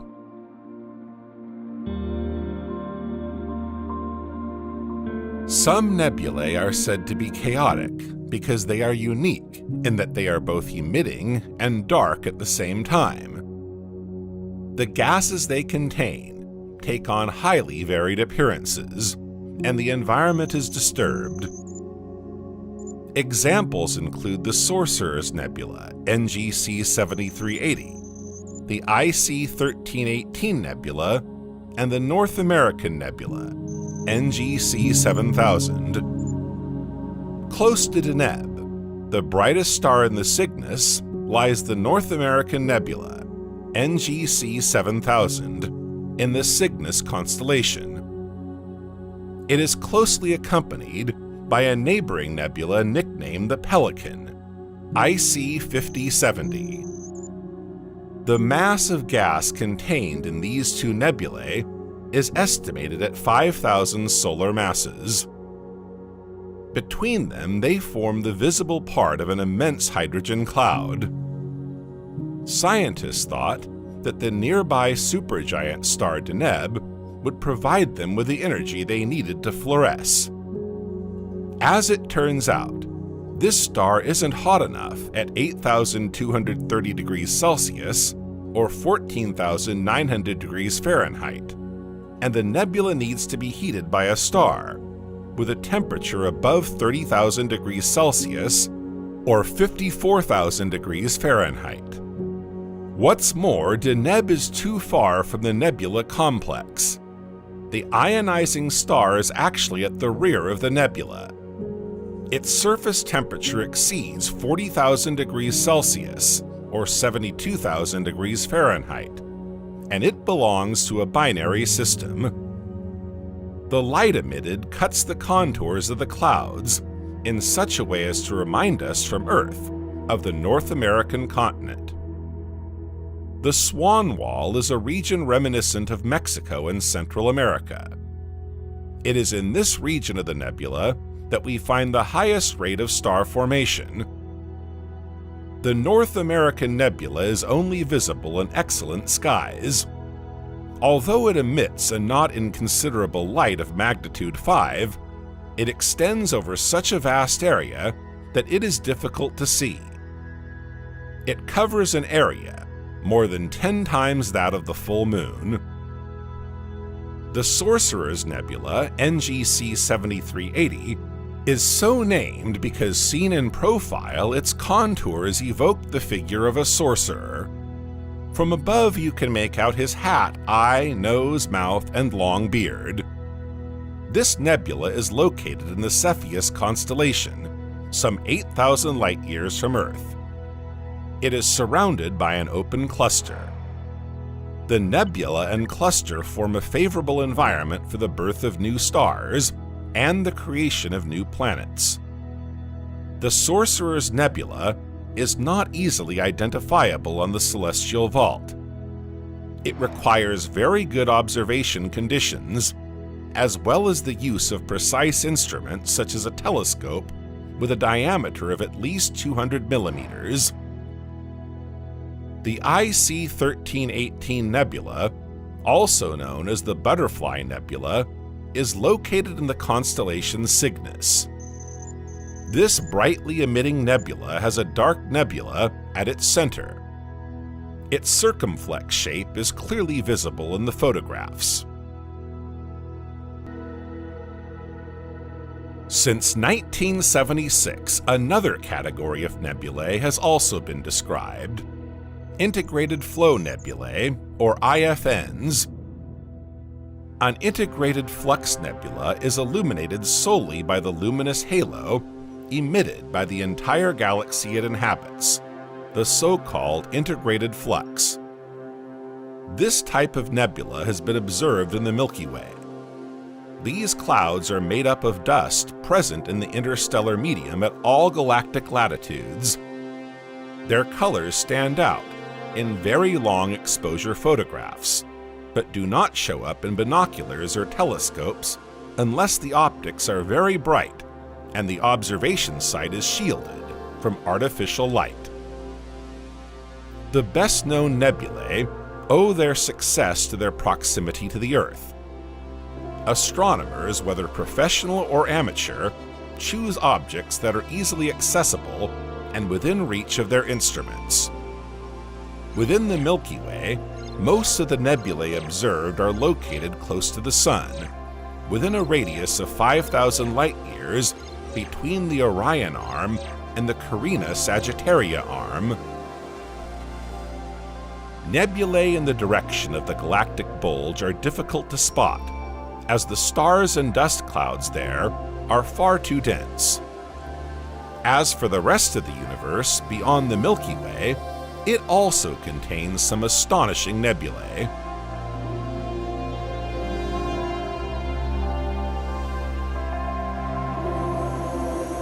Outside the Milky Way, it's difficult to identify specific individual nebulae with the same notoriety as those in our own galaxy. Nevertheless, there are some complex nebulous regions in other galaxies that are well known to astronomers and astronomy enthusiasts. We won't necessarily find individual planetary nebulae like those in the Milky Way. The galaxy itself may contain various nebulous regions due to star formation processes. Specific observations and discoveries may vary over time due to advances in astronomy and imaging.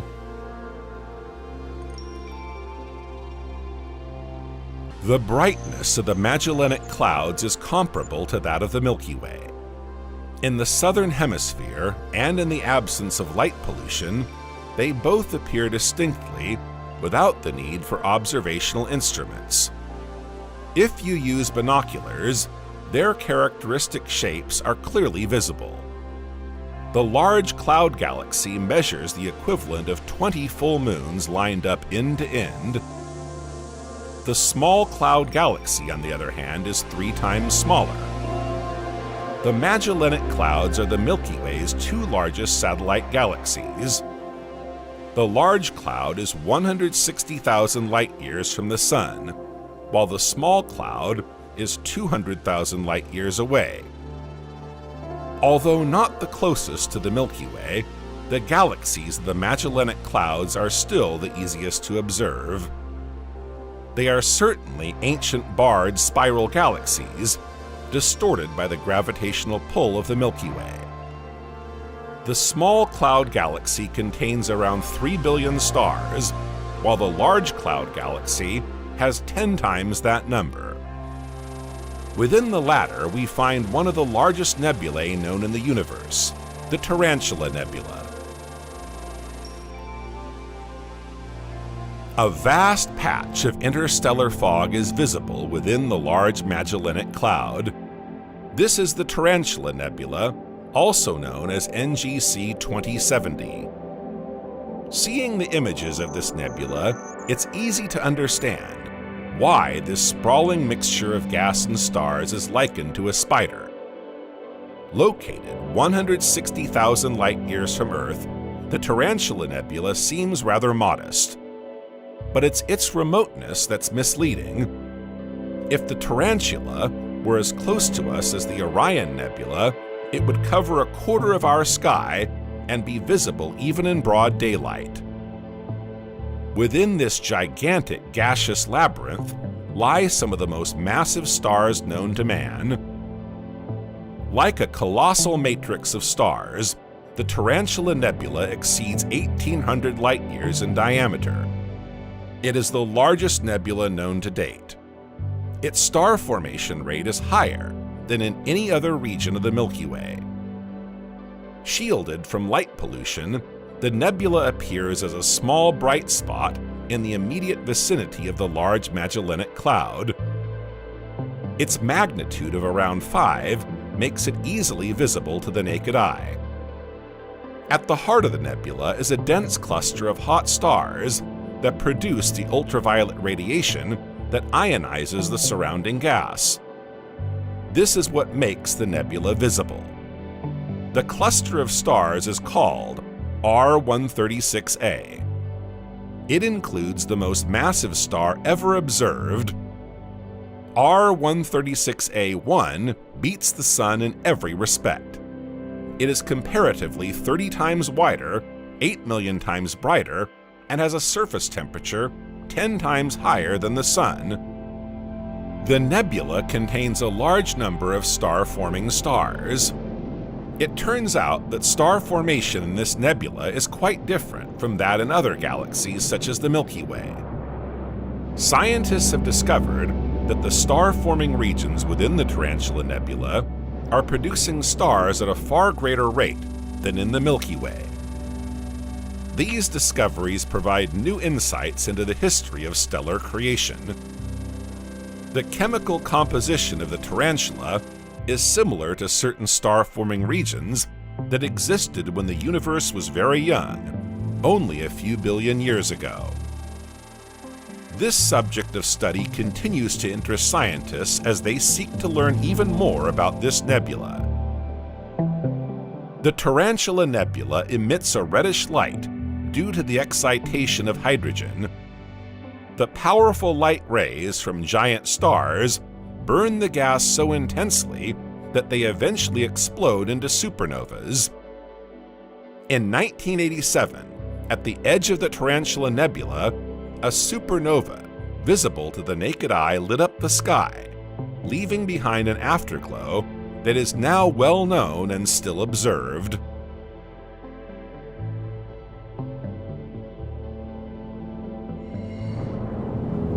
In 1987, the Large Magellanic Cloud galaxy was the site of the brightest supernova recorded in the last 400 years. A star with a mass equivalent to 20 solar masses exploded. SN 1987A was the first supernova explosion of the 20th century to be observed with the naked eye, far from light pollution. It was then observed continuously in all usable ranges of electromagnetic radiation. This supernova is one of astronomy's most important objects, as it is the first time that the progenitor star is known before the explosion. The phenomenon occurred on the night of February 23, 1987, some 165,000 light-years from Earth. It was the closest supernova observed outside our galaxy.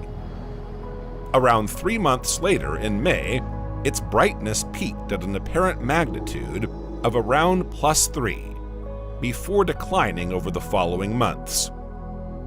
The progenitor star is a blue supergiant with an initial mass of around 20 solar masses. It is named Sandelik minus 69 degrees 202A and formed 10 million years ago. Scientists were astonished that it was a blue supergiant and not a red one, since at the time it was considered that only red supergiants evolved into supernovas.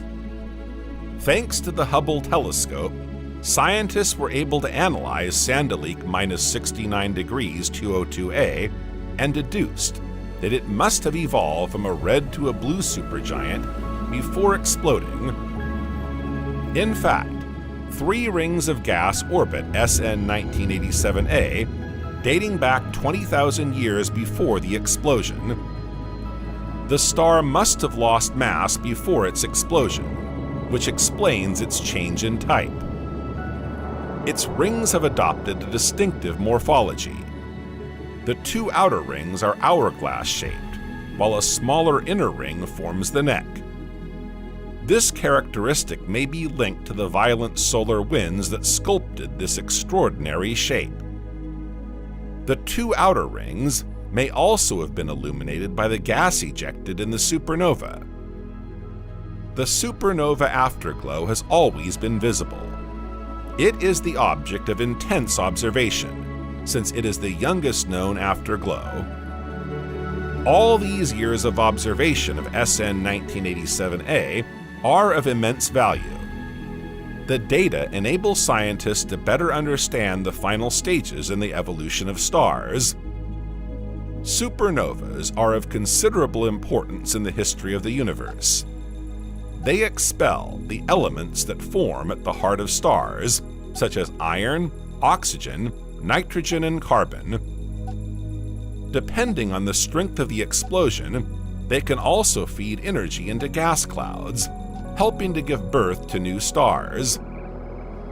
By studying supernova 1987A from the moment of its explosion, astronomers have gained a better understanding of the very first stages in the dispersal of the afterglow, and the effects this will have on the supernova's environment.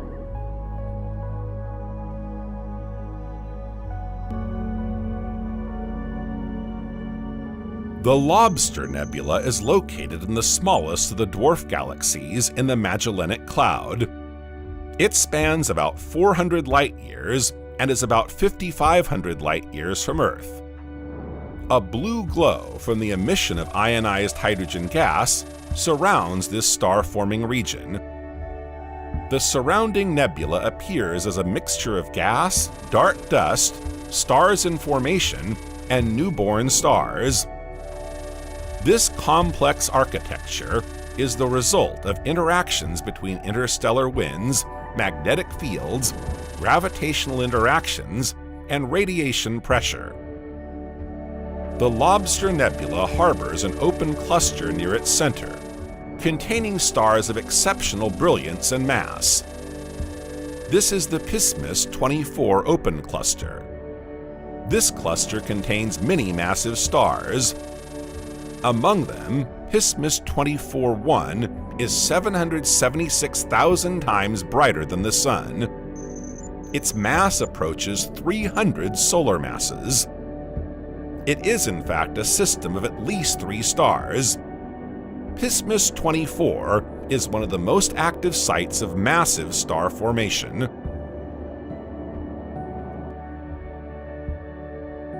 NGC 346 is an emission nebula associated with an open cluster.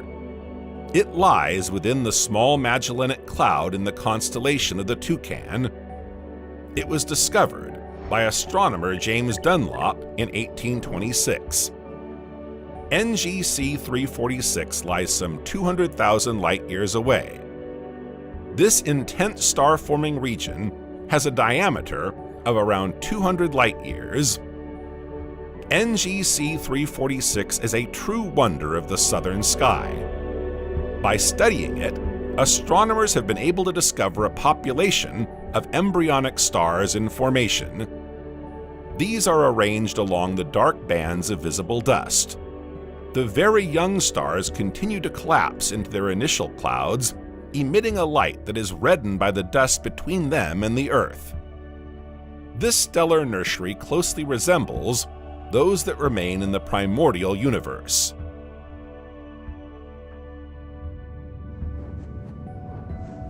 Scientists estimate that 2% of the 200 billion galaxies in the universe interact with a nearby galaxy. Such is the case with the famous Hound Dog Galaxy, also known as the Whirlpool Galaxy and referenced M51. It lies at an abysmal distance of 23 million light-years from us. Messier 51 is the common name for the two stars because Charles Messier did not split them at the time. In fact, they are a pair of interacting galaxies. The small galaxy NGC 5195 lies a few tens of thousands of light-years behind its big sister, NGC 5194. The former is so distorted by the interaction, which has been going on for almost a billion years, that astronomers can't classify it. The interaction of these two galaxies is causing outbreaks of new stars. In the larger of the two galaxies, no fewer than 100 ionized nebulae have been detected. No one knows how the encounter will end. Will the two stars separate and drift apart, or merge into a single galaxy? Our planet's nocturnal orientation, away from the galactic disk that illuminates summer and winter nights, is directed in spring towards the constellations with the fewest stars and interstellar gas, such as Leo, Virgo, the Big Dipper, and the Hounds. It's in these endless transparent regions of the sky, seemingly devoid of stars, that astronomers enjoy observing the most distant objects under the best conditions. Among them, the Hound Dog Spiral is one of the brightest and most beautiful galaxies known. Despite its impressive diameter of over 60,000 light-years, it is invisible to the naked eye. It is populated by over 200 billion stars. The pair of galaxies is bound together by the force of gravity. The spiral structure of NGC 5194 is strongly disrupted by the passage of its smaller companion. The galaxy's sumptuous brilliance is due to the gravitational tidal forces generated by the small galaxy. In the same way that the Moon influences the oceanic masses of the Earth, NGC 5195 acts on the gas masses of NGC 5194. This interaction suppresses interstellar gas, which condenses into new stars. As a result, the spiral disk of the Hound Dog Galaxy is rich in nebulae. In close-up photographs of the galaxy's disk, we can see its youth and vitality in the brilliant nebulae illuminated by the thousands of supergiant stars they give birth to a few 100 million years ago. Only stars 1,000 to 10,000 times brighter than the Sun are visible. The billions of others are too dim to be seen individually.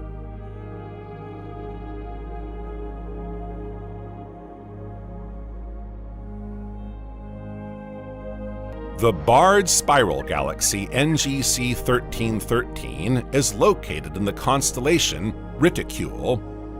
It is one of the smallest and least luminous constellations in the southern hemisphere, and contains one of the most remarkable celestial objects.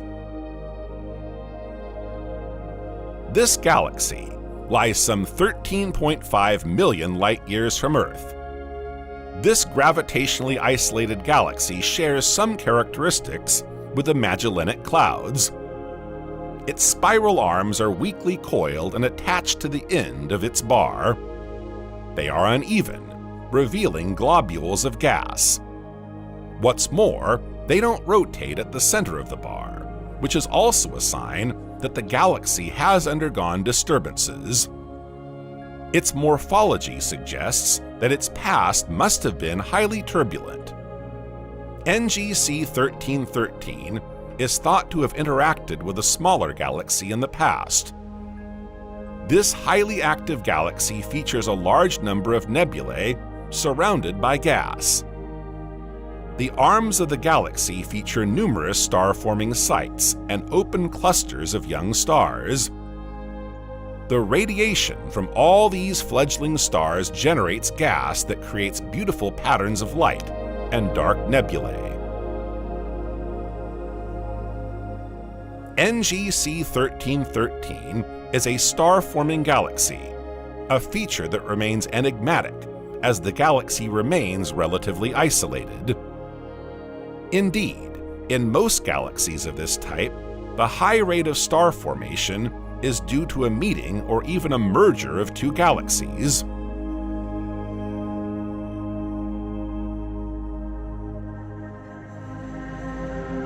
In the constellation Perseus, NGC 1275 is a lenticular galaxy, around 250 million light-years from Earth, with a diameter of over 250,000 light-years. This vast galaxy is characterized by highly complex dynamics that set it apart from other galaxies. Located at the heart of the Perseus galaxy cluster, it is bathed in hot, diffuse gas with an average temperature of several tens of millions of degrees. It is this gas that forms most of the luminous mass of galaxy clusters. The matter that forms the environment is highly complex. On the one hand, the hot gas causes cooling, and on the other, the supermassive black hole, with a mass equivalent to around 340 million solar masses, generates powerful, high-energy jets that prevent the gas from cooling completely. The result is a sumptuous network of filaments surrounding NGC 1275. This large nebula extends over 250 light-years, equivalent to 2.5 times the size of the Milky Way. The motion of the network of filaments is not uniform, but rather chaotic. This dynamic may be intimately linked to the heating and cooling of the gas that feeds the black hole at the heart of the galaxy.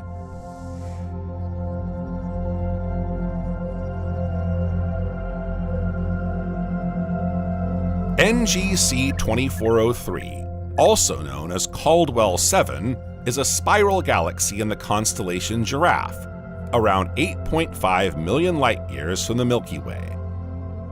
In the galaxy's eastern outer arm lies NGC 2404, an open cluster of stars. It is associated with an Emission nebula. NGC 2403's spiral arms are illuminated by bright red nebulae, a few bluish open clusters, and dark veins of dust. At its heart, the nucleus is bright but relatively small.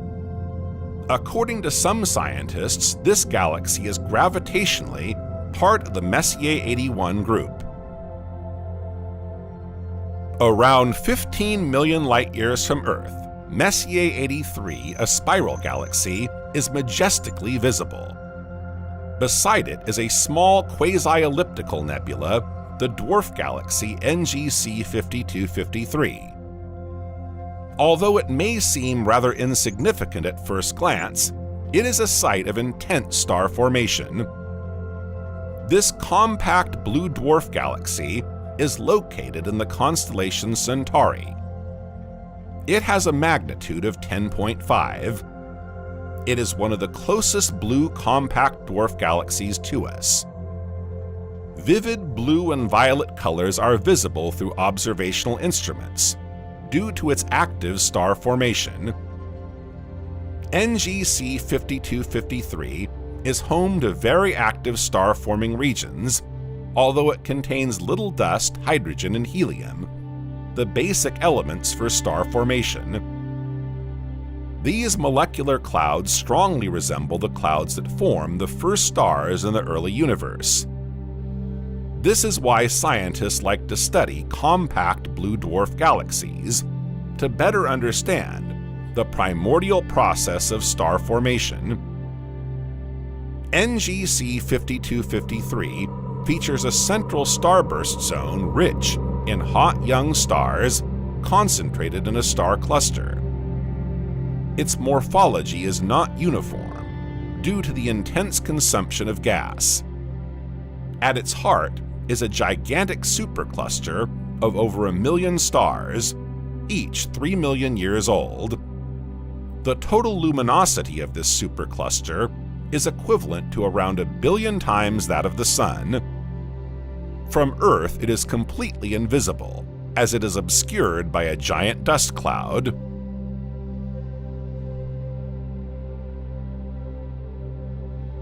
The Local Group is a collection of 60 galaxies spanning 10 million light-years. Among them, the Milky Way and the Andromeda Galaxy are the main members.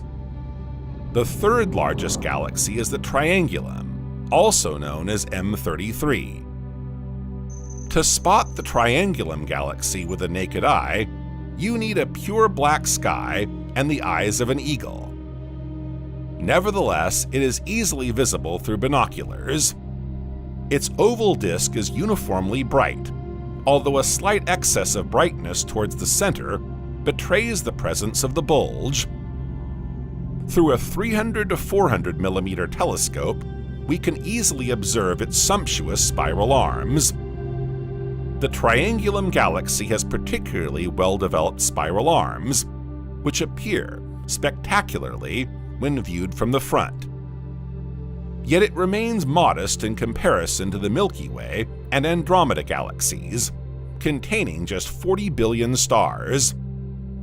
Its very active arms are filled with regions of ionized gas, within which stars are born by the hundreds.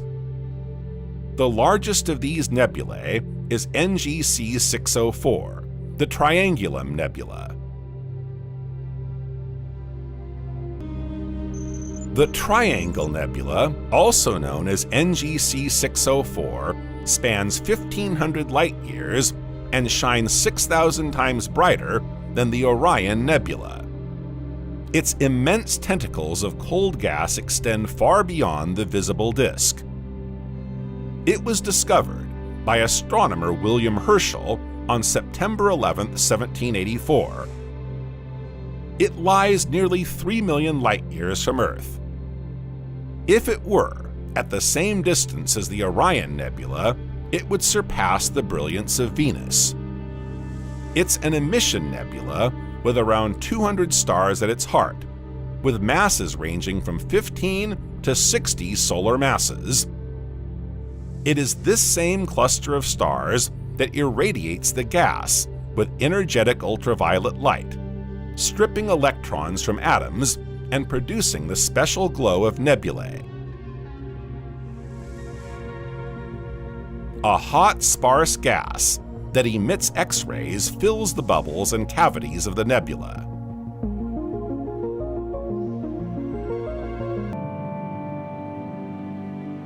Let's start by looking around us to see which is the largest telluric planet. If the term doesn't ring a bell, we're talking about rocky planets composed essentially of rock and metal.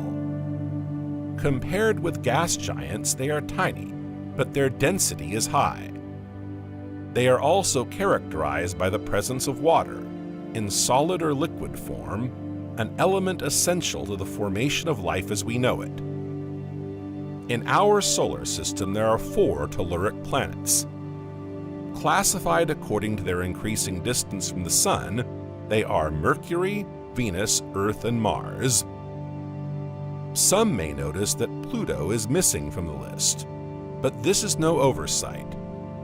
Indeed, due to its small size and haphazard orbit, Pluto, once considered the 9th planet in the solar system, was downgraded to dwarf planet status in August 2006, following a vote by the International Astronomical Union. That said, it remains one of the largest dwarf planets in the solar system, along with Eris, Ceres, Makemake, and Haumea, with a diameter of nearly 2,400 kilometers, or 1,490 miles. It is therefore 6 times smaller than the Earth, but that doesn't stop it from having its own satellites. The largest of these, Charon, is more than half the size of Pluto. It's as if our moon were the size of Mars.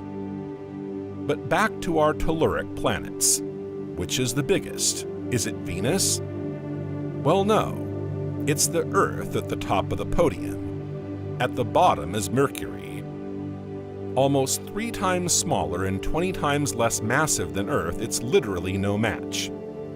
Next comes Mars, which is almost 2 times smaller than our planet. In second place is Venus, with its rather inhospitable conditions. With atmospheric pressure 92 times higher than on Earth, heat of 462 degrees Celsius or 863 degrees Fahrenheit, sulfuric acid rain, and winds of 400 kilometers per hour or 250 miles per hour, the Shepherd's star is not a good place to live. And yet, if its atmospheric composition had been different, Venus could have been an excellent candidate for a space colonization project. 1.16 times smaller than Earth, it also has a gravity very close to our own. We also know that water is present on Venus, but mainly in the form of vapor in its atmosphere. However, the presence of frozen water at depth cannot be ruled out.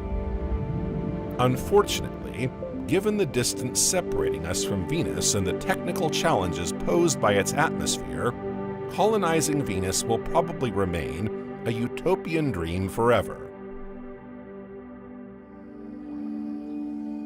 We now know that the Earth is the largest telluric planet in the solar system. But what's the biggest moon in it? To find out, we need to turn to the gas giants. Perhaps you're thinking of Titan? A colossal satellite almost as big as Mars orbiting Saturn. But Jupiter is home to the largest moon ever discovered. Its name, Ganymede. It crushes the 91 or so other moons of the gas giant. With a diameter of 5,268 kilometers, or 3,270 miles, 8% larger than the planet Mercury and 2% larger than Titan, it is the largest moon in the entire solar system. However, its strange composition makes it rather less massive than the telluric planets. Ganymede is indeed the heaviest planetary satellite we know of, but its mass is equivalent to 45% of Mercury's, despite its larger dimensions. This is partly explained by the presence of an immense ocean beneath its frozen surface, which could contain more water than there is on Earth.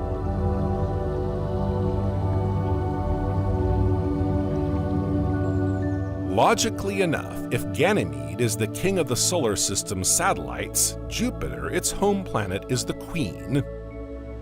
11 times bigger than our blue planet and 318 times more massive, it's a veritable cosmic monster. In terms of volume, it could easily contain all the rocky planets and moons in the solar system. In fact, it would happily swallow up no less than 1,300 Earths. And with a diameter of over 140,000 kilometers, or 87,000 miles, it easily dwarfs all the other planets around it, including Saturn if we ignore its rings. Its atmosphere, churned up by gust storms and giant hurricanes, is mainly made up of hydrogen and helium, like the stars themselves. But at its heart, the great Jupiter is said to harbor a solid core. A ball of matter resembling the Earth, but 14 to 18 times more massive. This stony core would also be covered in ice and contain a metallic core, made of an alloy of iron and nickel. Jupiter is also home to the Great Red Spot, a vast oval-shaped storm of colossal size, enough to swallow the Earth 3 times over. Not to mention the violent winds that swirl around its surface, sometimes exceeding 1,400 kilometers per hour or 870 miles per hour. By comparison, the strongest winds ever recorded on Earth were just over 400 kilometers per hour or 250 miles per hour.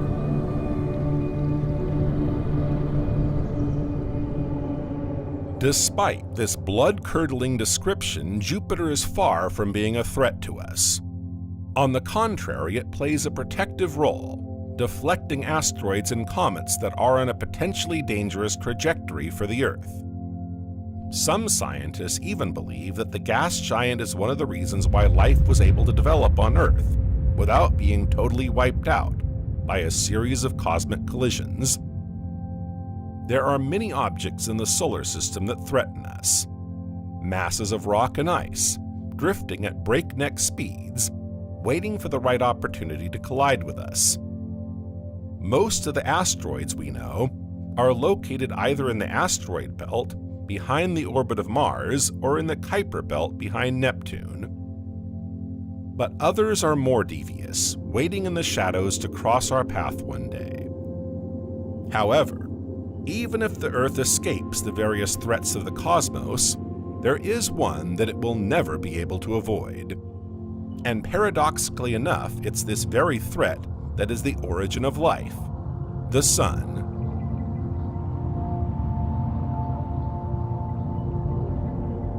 Both creator and destroyer, the Sun has been at the heart of many beliefs throughout human history. Its rays provide the energy needed to warm our atmosphere and enable photosynthesis in plants. Without it, we would never have seen the light of day, literally or figuratively. However, assuming we live another 5 billion years, we cannot escape the tragic end in store for our star. Today, what's known as a yellow dwarf, although ironically its volume is large enough to hold 1.3 million Earths. If our planet were 1.2 centimeters or 0.5 inches in diameter, the Sun would be 1.4 meters or over 13 feet in diameter. Even Jupiter, the largest planet in the solar system, is 10 times smaller by comparison. The Sun alone accounts for 99.86% of the solar system's total mass. And yet, our star is far from having reached its final size. At around 4.6 billion years old, it's estimated to be about halfway through its life. In its interior, nuclear fusion is taking place, resulting in a core temperature of around 15 million degrees Celsius, or 27 million degrees Fahrenheit. This fusion is the source of the Sun's heat and radiation. But like everything else in this world, our Sun is not eternal. The day will come when the Sun will have exhausted all its fuel reserves. It will then begin a slow descent into hell, starting with its expansion into a red giant.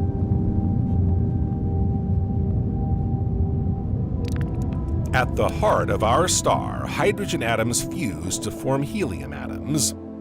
This high-energy reaction generates incredible pressure, which tends to expand the star.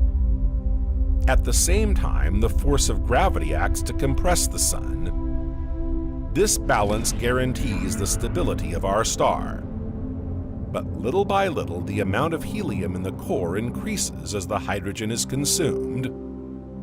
Eventually, the pressure exerted by fusion will decrease sufficiently to cause the core to contract. This will increase the temperature and pressure in the outer layers of the core. As a result, the hydrogen fusion zone will begin to extend beyond the core, towards the outer layers of the Sun. Hydrogen outside the core will be hot and dense enough to undergo nuclear fusion. Our star will then begin its transformation into a red giant. As the fusion zone expands, the core will continue to contract, while the outer layers of the Sun will begin to expand. Our star will begin to inflate like a balloon. It will first engulf Mercury, then Venus, but the fate of the Earth is less certain. Our planet lies on the edge of the zone where the Sun is set to expand, becoming a red giant. As the Sun expands, its radiation will increase considerably. Its surface will be hotter than before, resulting in increased luminosity. Eventually, the Sun will shed its outer layers into space, in the form of solar winds and jets of matter. These expelled layers will form an envelope of gas and dust around the core, creating a planetary nebula. This marks the end of the red giant phase. All that will remain is a dense hot core called a white dwarf, the only vestige of a star that was once resplendent. This white dwarf will be composed mainly of helium and carbon. It will no longer burn fuel, but will continue to glow for a while, emitting residual heat. Then it too will gradually cool down. It will cease to glow and become a dark relic in the darkness of space. In a way, this ending is melancholy sweetness. All the more so when you consider the fate of supermassive stars, which die in a tremendous cosmic explosion called a supernova. All stars and celestial bodies, no matter how immense, will one day come to an end. So before they disappear forever into the sidereal void, let's take advantage of the fact that they are still visible to set off on a voyage of discovery. After starting out in the infinitely small and arriving at the limits of our solar system, it's time for us to go further, much further. Get ready, because we're about to continue our journey into the immensity of our entire universe. Together, we're going to discover the most gigantic objects in the cosmos.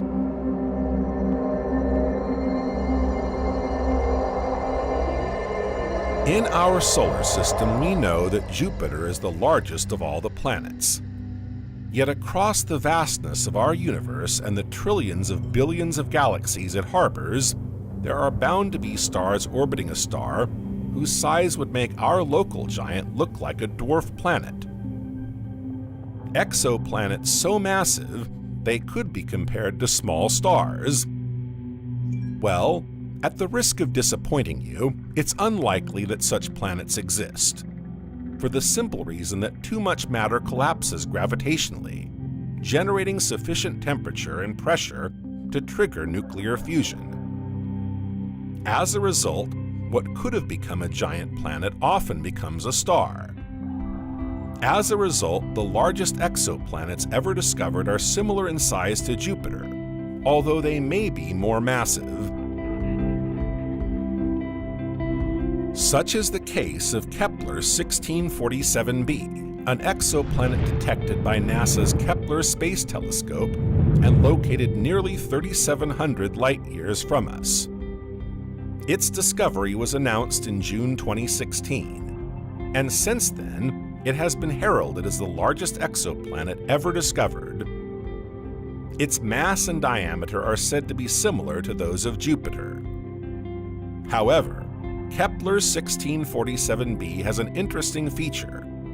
It is a circumbinary exoplanet. This means it orbits two stars comparable to our own Sun. This particular arrangement of stars is reminiscent of the famous sand planet Tatooine from the Star Wars saga. According to the astronomers' observations, Kepler 1647b takes around 3 years to orbit this binary system. This is an interesting discovery, as it places the giant in the system's habitable zone. In other words, it orbits at a distance where the appearance of liquid water is likely. However, Kepler 1647b is a gas planet. It is therefore unlikely to harbor life as we know it. On the other hand, like Jupiter or Saturn, it could have rocky moons, which could then offer much more favorable conditions.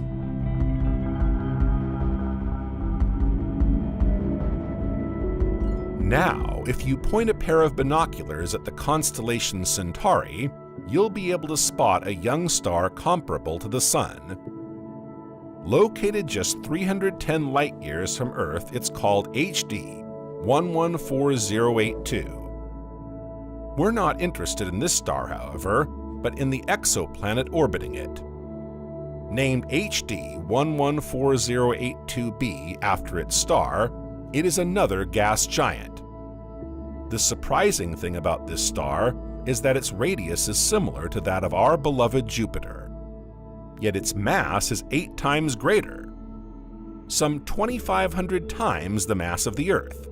Simply gigantic. Another surprising fact about this super Jupiter, as astronomers call it, is that it orbits very close to its star, about half the distance to the Sun. As a result, its period of revolution is just 110 days.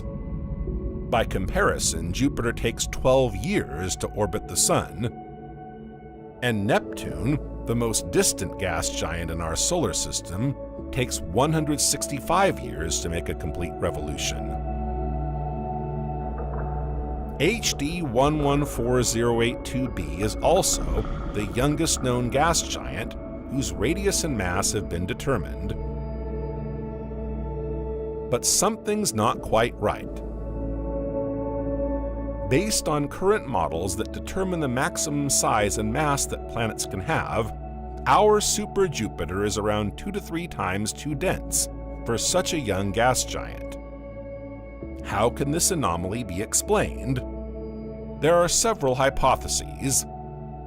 First, it could be that an error was made in the measurements. But with this kind of discovery, the data is always checked several times. Another possibility is that the models used by the astronomers are incorrect. Finally, it's possible that HD 114082b is an anomaly, a kind of cosmic scale error of nature, with an unusually large solid core, which would explain its incredible density. For the moment, the question remains unanswered, and we'll have to wait for further discoveries before we have a definitive answer to this enigma.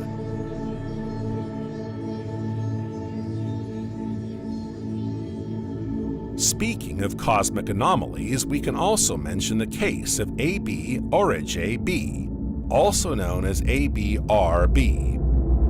This is a gas giant exoplanet with a mass 9 times that of Jupiter. This makes it the most massive exoplanet ever discovered. It lies some 508 light-years from Earth. What makes it so spectacular is not just its extraordinary mass. Rather, it's the fact that it's the first directly observed exoplanet still embedded in the disk of gas and dust from which planets are formed. This is known as the protoplanetary disk. To explain the birth of stars, researchers put forward 2 hypotheses. The first is called core accretion. The material making up the disk condenses by accretion until it forms a solid core, essentially made up of rocky materials and metals. Once this core has reached critical mass, it in turn accretes gases, mainly hydrogen and helium, until it forms a gas giant planet. The second hypothesis is that of disk instability. This involves the collapse of parts of the protoplanetary disk under the effect of gravitation. This collapse condenses the material to form a gas-only planet with no rocky core. Given the vast distance separating ABRB from its star, almost 93 times the distance from the Earth to the Sun, astronomers are leaning towards the disk instability model to explain its formation. The shape of the spiral arms of the protoplanetary disks surrounding the star also supports this hypothesis. Having a direct image of ABRB's formation around its star is therefore proof that gas giants can form through disk instability. At least it's an observation that calls into question standard models of planet formation. This is because until now, the vast majority of exoplanets observed had orbits around their stars that did not exceed the distance between the Sun and Neptune. However, AB or B orbits 3 times further than Neptune from the Sun. Unfortunately, it's still too early to say anything about this strange giant planet. In fact, it's only at the beginning of its formation process, rather like a fetus in gestation. It is even approaching the maximum size to be classified as a planet, rather than a brown dwarf. In other words, an aborted star too small to trigger a stable hydrogen fusion process. These stars are halfway between stars and planets, condemned never to shine. Be that as it may, the discovery of AB or B is just further proof of just how complex the mechanisms governing our universe really are. New astronomical observations continually challenge our current theories, improving our understanding of the universe. Planet formation is highly complex and messy, and there are still many surprises in store for us. And we're going to continue our discovery of those surprises.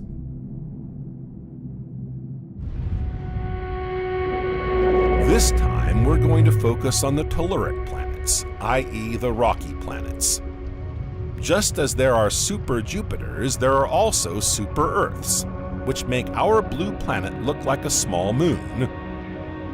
One of the most famous of these is HD 219134b. When its discovery was announced on July 30th, 2015, it was the closest telluric exoplanet to Earth ever discovered, just 21 light-years away. But today, that title goes to Proxima Centauri b, which is 4.2 light-years away. That said, HD 219134b is still quite close, and assuming we could ever travel at the speed of light, getting there would not be impossible. However, it's not in its star's habitable zone, so an expedition there seems a bit pointless. All the more so as its surface temperature exceeds 400 degrees Celsius, a veritable furnace. But the reason why HD 219134b is of such interest to scientists is that its proximity allows for a more in-depth study of neighboring telluric planets outside our solar system. Similar to our own planet, in terms of composition and density, Super-Earth HD 219134b differs above all in its radius and mass. These two parameters are respectively 1.6 and 4.5 times greater than those of the Earth. This may sound huge, but it's nothing compared to the planet that is still considered the most enormous of all rocky planets ever discovered. Its name? Kepler-10c.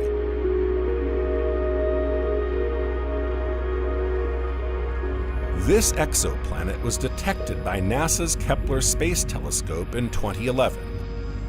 It lies around 560 light-years from Earth in the constellation Dragon.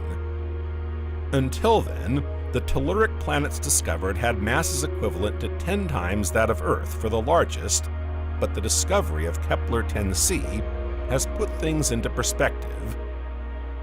This mega-Earth is 17 times more massive than our planet, with a radius 2 times greater. Yet it has the same density. Before its discovery, theorists believed that such planets could not exist.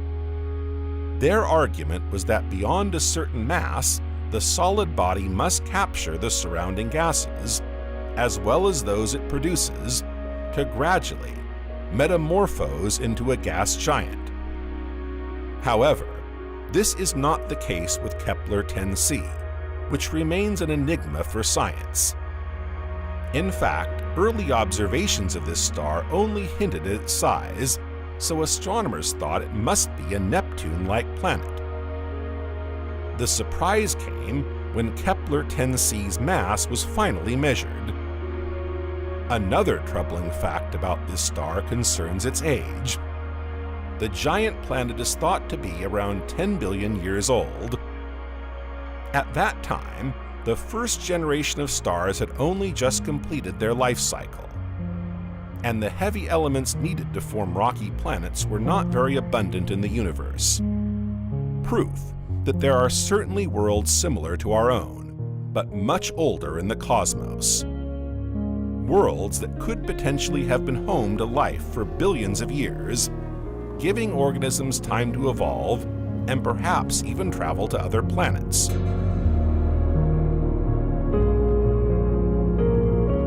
Although this is purely speculative, it does give us confidence that we may one day encounter other intelligent life forms.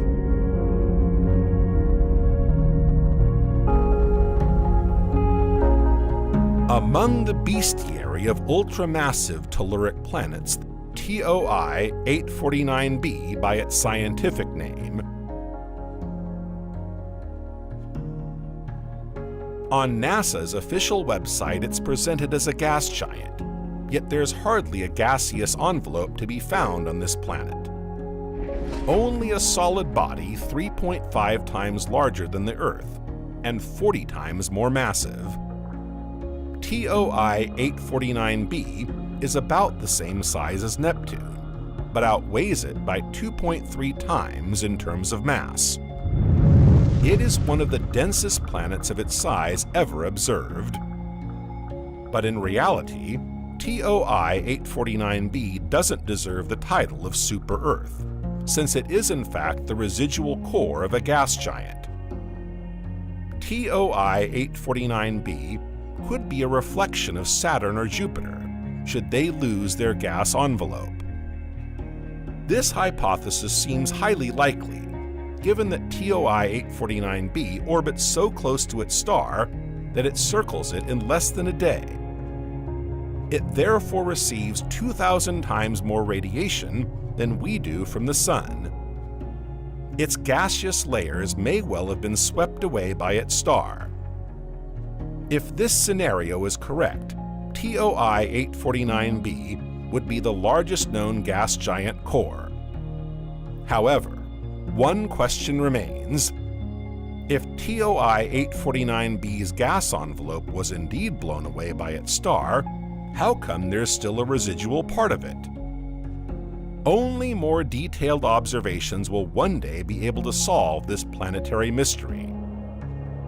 Perhaps even telescopes will one day point their sensors at even more monstrous planets, putting astrophysicist models to an even greater test. In any case, if we want to see in detail what the largest objects in the universe are, we can't limit ourselves to planets. We need to go one step further, one step higher, to the stars. Earlier, we saw that within the solar system, nothing compares to the Sun's 1.4 million kilometer diameter.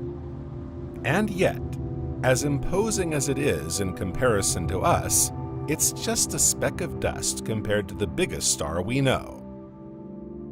Until recently, this record was held by VY Canis Majoris, a red supergiant star in our galaxy, 5,000 light-years away. To our eyes, its size seems infinite. 2 billion kilometers in diameter, or around 13 times the distance from the Earth to the Sun. If VY Canis Majoris stood in the place of our Sun, it would be large enough to engulf our solar system all the way to Jupiter. Its size is therefore around 1,500 times that of our star, which in comparison would be no bigger than a football against the Eiffel Tower. But the biggest star we know today is not VY Canis Majoris, but UY Scuti, another red supergiant located in the Sobieski Shield constellation, 9,500 light-years away. 1,700 times larger than the Sun, it could extend as far as Saturn if placed at the center of the solar system.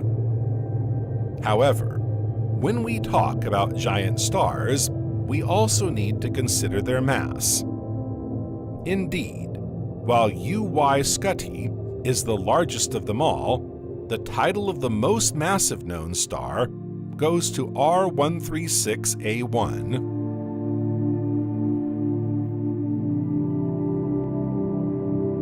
It weighs around 250 solar masses, whereas astrophysicists' limits for stars are more like 150 solar masses. What's more, R136A1 is also one of the brightest stars in the cosmos, shining as brightly as 10 million suns combined.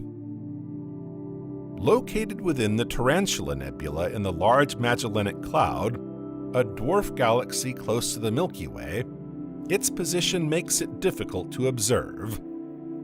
In fact, the star is part of the R136 supercluster of stars, 9 of which have a mass more than 100 times that of the Sun.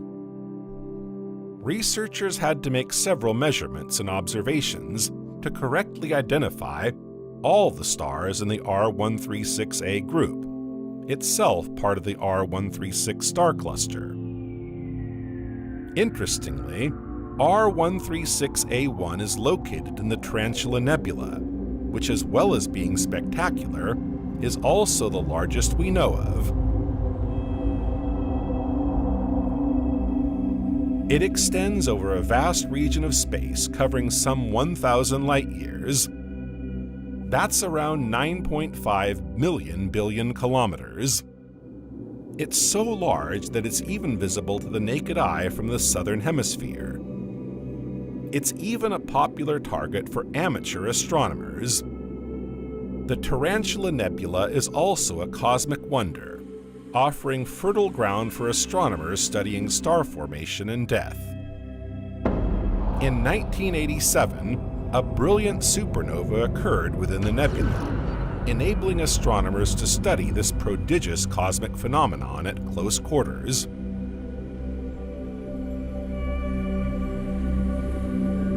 Also in the nebula family is the Orion Nebula. Visible to the naked eye as a blur in the sky near Orion's belt, it is one of the brightest and most accessible nebulae for observers of the cosmos. It occupies an area of sky 4 times larger than that covered by the full moon. Its size is around 24 light-years, but it's its proximity to Earth that makes it so visible. The Orion Nebula also owes its shimmering colors to hot young stars that emit intense ultraviolet light. This light excites the surrounding gas, mainly hydrogen, which then glows in different visible colors, giving the nebula its characteristic brilliance. This is the case for most nebulae, which are ideal zones for the formation of star clusters. Nebulae are nothing more than vast clouds of gas and dust in space. They contain all the elements necessary for star formation. When a nebula collapses under the influence of gravity, it creates regions of concentrated matter, known as protostellar cores. These cores are dense clusters of gas and dust, with high temperatures and pressures. Under these conditions, matter continues to accumulate and collapse until nuclear reactions are triggered in the core. This event marks the birth of a new star. When a large number of protostellar cores form within a nebula, they can eventually give rise to star clusters. The stars in the cluster thus share a common origin and are often gravitationally linked to one another. There are 2 types of cluster. Firstly, there are open clusters. These are clusters of young bright stars that are also massive and hot. Open clusters generally contain a few dozen to a few thousand stars and are scattered over a relatively vast area. Then there are globular clusters. These are clusters composed mainly of stars that are older and less massive than those in open clusters. Globular clusters typically contain hundreds of thousands to millions of stars and are also very dense. They owe their name to their spherical structure, which gives them a globular appearance. In the Milky Way alone, researchers have identified over 150 such clusters. One of the best known is undoubtedly M13, the large cluster in the constellation of Hercules. Located some 22,000 light-years from Earth, M13 has fascinated astronomers for centuries. Both massive and very compact, it's difficult to say exactly how many stars it contains. Estimates range from a few 100,000 to several million stars, tightly packed into a sphere, around 145 light-years in diameter. In the night sky, its apparent diameter is about half that of the full moon. The M13 cluster is also one of the oldest objects in our Milky Way. It is around 12 to 13 billion years old. It was therefore formed very early in the history of the universe, which was born around 14 billion years ago. The stars making up the Hercules cluster are predominantly low-mass, low-metallicity stars. In other words, they contain relatively small quantities of elements heavier than helium. There's also an interesting anecdote about this globular cluster. In 1974, M13 was chosen to send an interstellar message in the hope that one day an extraterrestrial civilization might receive it. Unfortunately, the chances of ever receiving a reply to this message are slim. So if there are no little green men in the Milky Way, we may have to look elsewhere. And why not in Andromeda? After all, it's the closest galaxy to us if we exclude dwarf galaxies. Located around 2.5 million light-years from Earth, Andromeda and the Milky Way appear to be closing in on each other at high speed. So much so that one day the two will collide to form a huge elliptical galaxy called Milkomeda. But rest assured, this won't happen for another 4 billion years. The Milky Way has a radius of around 52,850 light-years. Andromeda, on the other hand, has a radius of almost 110,000 light-years. It would contain around 1,000 billion stars. That's 2 to 5 times more than our own galaxy, which makes it 25% brighter than our beloved Milky Way. And yet, despite its impressive dimensions, Andromeda pales in comparison to the largest galaxy known to date, IC 1101.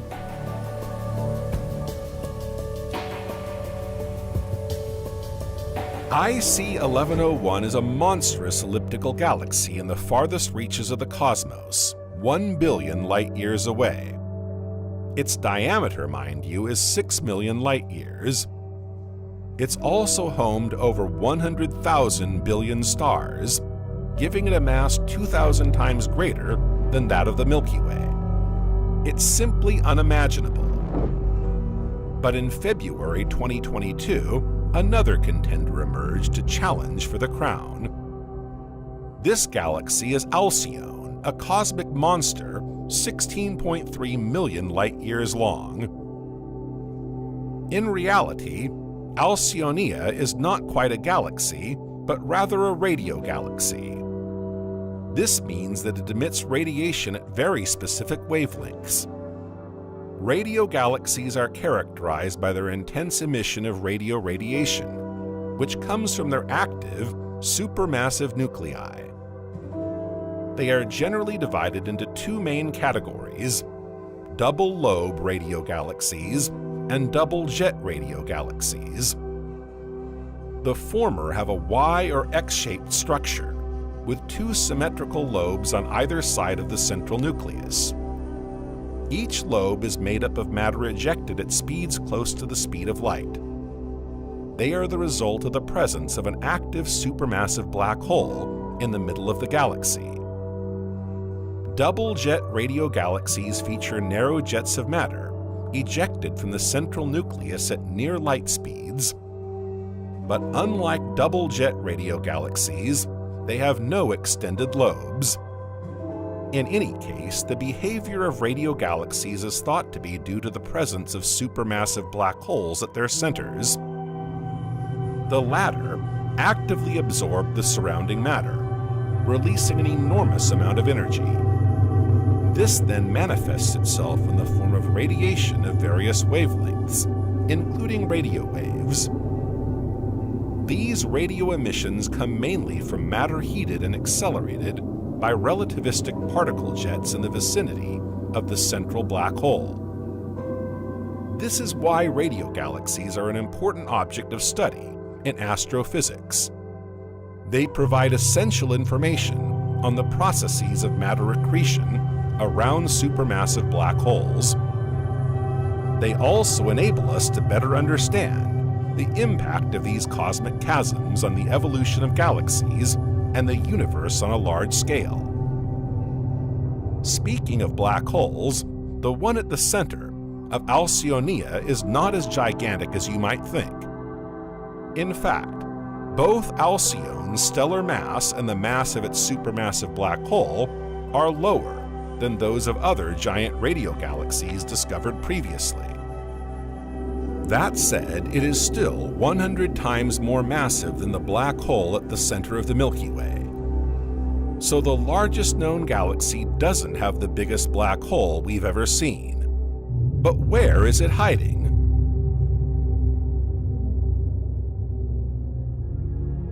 The answer lies 700 million light-years away in a supergiant elliptical galaxy, the brightest in the Abell 85 cluster. This is Holmberg 15A, also known as Holm 15A. Around 3 times larger than the Milky Way, this distant cousin harbors at its center the largest world devourer ever discovered. Not a supermassive black hole, but an ultramassive one. 40 billion solar masses. The size of the associated event horizon, the limit beyond which nothing, not even light, can escape its pull, is simply unimaginable. Nearly 800 times the distance between the Earth and the Sun. That's 10,000 times the distance to the supermassive black hole at the center of our Milky Way.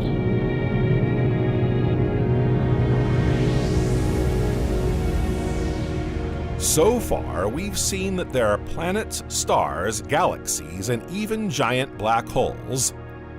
We've also seen that stars can group together to form clusters. But what you may not know is that galaxies also form clusters. They entwine along a cosmic web to form complex structures of staggering size. These are known as supergalaxy clusters. Imagine a multitude of cosmic islands made up of billions of stars, grouped together in a colossal assemblage, like pieces of an immense cosmic puzzle. That's exactly what a supercluster is. To put it more simply, it's a large-scale cosmic structure made up of multiple galaxy clusters. And the clusters themselves are groups, sometimes containing up to several thousand galaxies. Superclusters can therefore group together dozens or even hundreds of clusters, creating a structure of colossal size. These cosmic giants extend over megaparsecs, an astronomical unit of measurement equivalent to more than 3 million light-years. Gravitational force is both the driving force and the cement of these astronomical constructions. Gravity pulls galaxy clusters together, forming a compact, massive whole that spreads across the fabric of space-time. This creates an environment where galaxies of all shapes and sizes cohabit, exchanging gas and stars and interacting gravitationally. Over time, superclusters continue to assemble, constantly drawing new galaxy clusters into their orbit. They also evolve through collisions with other superclusters, creating cosmic interactions of extraordinary complexity. Their discovery and study are of crucial importance to cosmology. They help us to understand the distribution of matter in the universe, as well as the dynamic forces that shape the evolution of galaxies over time. Now let's delve into the heart of these immense structures. Let's take a closer look at one of these superclusters that particularly arouses our curiosity and admiration, Laniakea.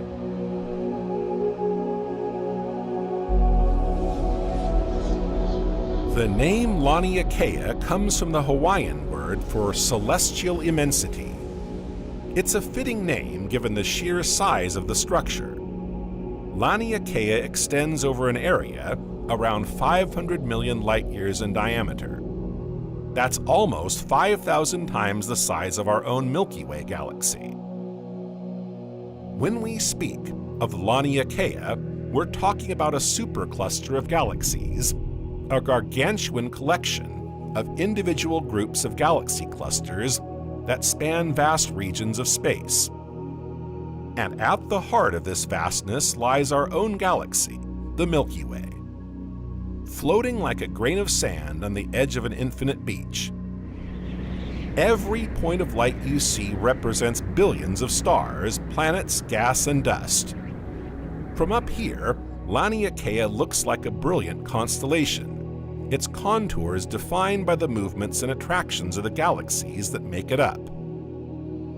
Laniakea's interior is a complex collection of galactic filaments, dense clusters, and vast voids. These filaments are in fact cosmic highways, where galaxies migrate and interact under the influence of gravitational forces. It's a complex cosmic dance, in which each participant is linked by the invisible chains of gravity. The Milky Way, with its distinctive spiral, and our neighbor, the Andromeda Galaxy, are part of the Local Group, a cluster of galaxies belonging to the Virgo supercluster, itself part of Laniakea. Laniakea does not stand alone in the vastness of space. It is in constant interaction with other neighboring superclusters, such as the Perseus-Pegasus supercluster. These interactions on a cosmic scale shape the evolutionary landscape of the universe. But why are these structures so important to scientists? By studying superclusters, we can better understand how matter agglomerated after the Big Bang, and how galaxies formed and evolved. Ultimately, Laniakea is not just a supercluster of galaxies. It is a witness to cosmic evolution, a milestone in our understanding of the universe, and perhaps most importantly, our home in the great cosmos. And what's even more fascinating is that Laniakea itself is just one of many superclusters. It accounts for just 4% of the observable universe. Our celestial immensity is actually connected to other superclusters, forming even larger structures, and an eternal celestial dance orchestrated by gravity. It was by conducting these studies on very large scales that astronomers were able to identify what is to date the largest and most massive known structure in the observable universe, the Great Wall of Hercules' Boreal Crown, a fitting name for this gigantic galactic filament. Discovered by chance in 2013, following a gamma-ray burst mapping program, the Great Wall of Hercules is, so to speak, a supercluster of superclusters of galaxies. It measures almost 10 billion light-years by 7.2, making it 900 million light-years thick. It contains tens of thousands of galaxies and lies 10 billion light-years from us. By way of comparison, the diameter of the observable universe is 93 billion light-years. The Great Wall of Hercules therefore represents around 10% of the observable universe. Within the wall, galaxy clusters and superclusters are interconnected by filaments of hot gas. Since its discovery, researchers believe that other, potentially even larger, similar structures lurk in the darkness of the sidereal void, waiting to be discovered. Together, they would form the Great Web of the universe. If, from our perspective, galaxies and matter scattered throughout the cosmos seem to be scattered randomly in a kind of infinite chaos, galactic filaments put this vision into perspective. In the end, things seem far more orderly than they appear at first glance. A bit like atoms coming together to form molecules on a microscopic scale.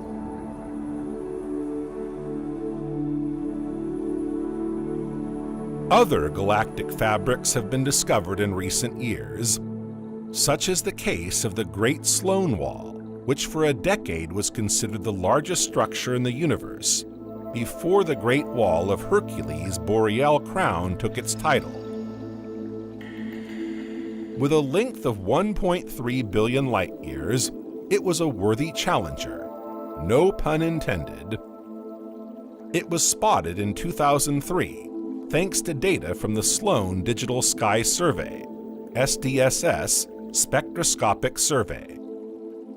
Even more recently, Boss's Great Wall came to the fore.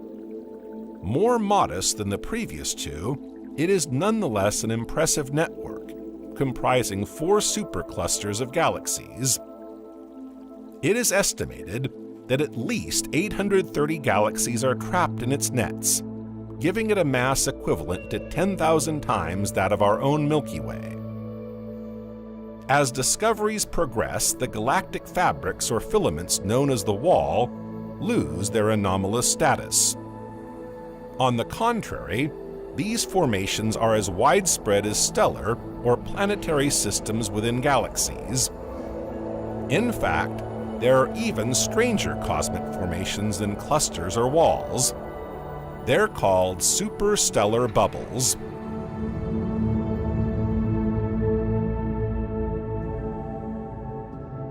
These are enormous cavities or spherical structures scattered throughout the interstellar medium. Stellar superbubbles are created by the explosive activity of multiple massive stars, notably supernovae and stellar winds. Supernovae are cataclysmic explosions that occur when a massive star exhausts its nuclear fuel and collapses in on itself, releasing a colossal amount of energy. Stellar winds, on the other hand, are constant ejections of matter from the surface of massive stars during their active life. Massive stars eject large quantities of matter, energy, and particles at high speed during their explosion and aging phases. The formation of superbubbles begins when these giants reach the end of their life cycle. These phenomena expel matter and energy into the surrounding space.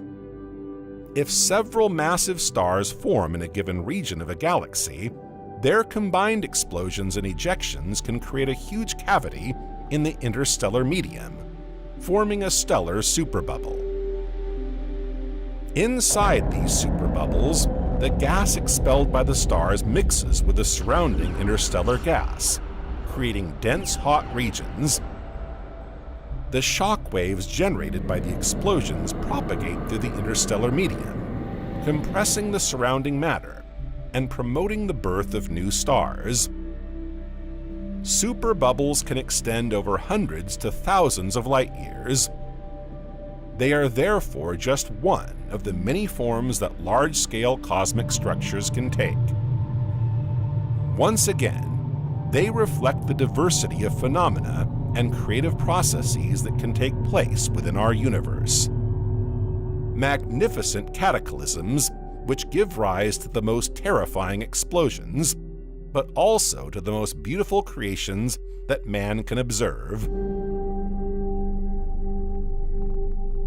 Far, far away, lost on our blue planet will continue to scan the skies in search of these events that are beyond our comprehension in an attempt to unravel their secrets. Ridiculous as we are in the face of cosmic immensity, our thirst for discovery, but perhaps also our natural ego, leads us to believe that one day infinity will reveal its secrets to us.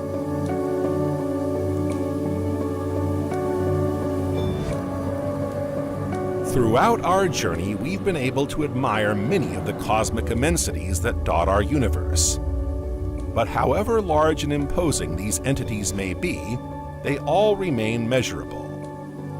This raises a crucial question. Does the universe have an end? Is it just a huge bubble filled with galaxies, stars, black holes, and other stellar objects?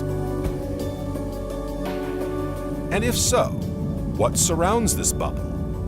Is it nothingness or something even more vast? As soon as we take the slightest interest in the cosmos, all these dizzying questions inevitably come to mind, to the point of making us feel uneasy, because these questions confront us with the limits of our own understanding. We may understand the principle of infinity, but we can't visualize it clearly in our minds. It's as if we're missing some key to understanding. An emptiness that means we can't put our finger precisely on certain concepts to grasp all their nuances. And then comes the ultimate question. Are the secrets of the universe meant to be understood by man? Or are they, by their very nature, forever inaccessible to us? Taking the thought process a step further, we might even wonder whether understanding all the workings of the world around us would make our existence more meaningful. After all, isn't it this perpetual lack of understanding and the mysteries that lie before us that drive us to live to discover them? It's up to you to find the answer. Perhaps it will lead you to other questions, which will continue to fuel the flame of your curiosity. That burning desire to seek the truth, to understand how things work. In the end, perhaps that's the greatest strength of the human race.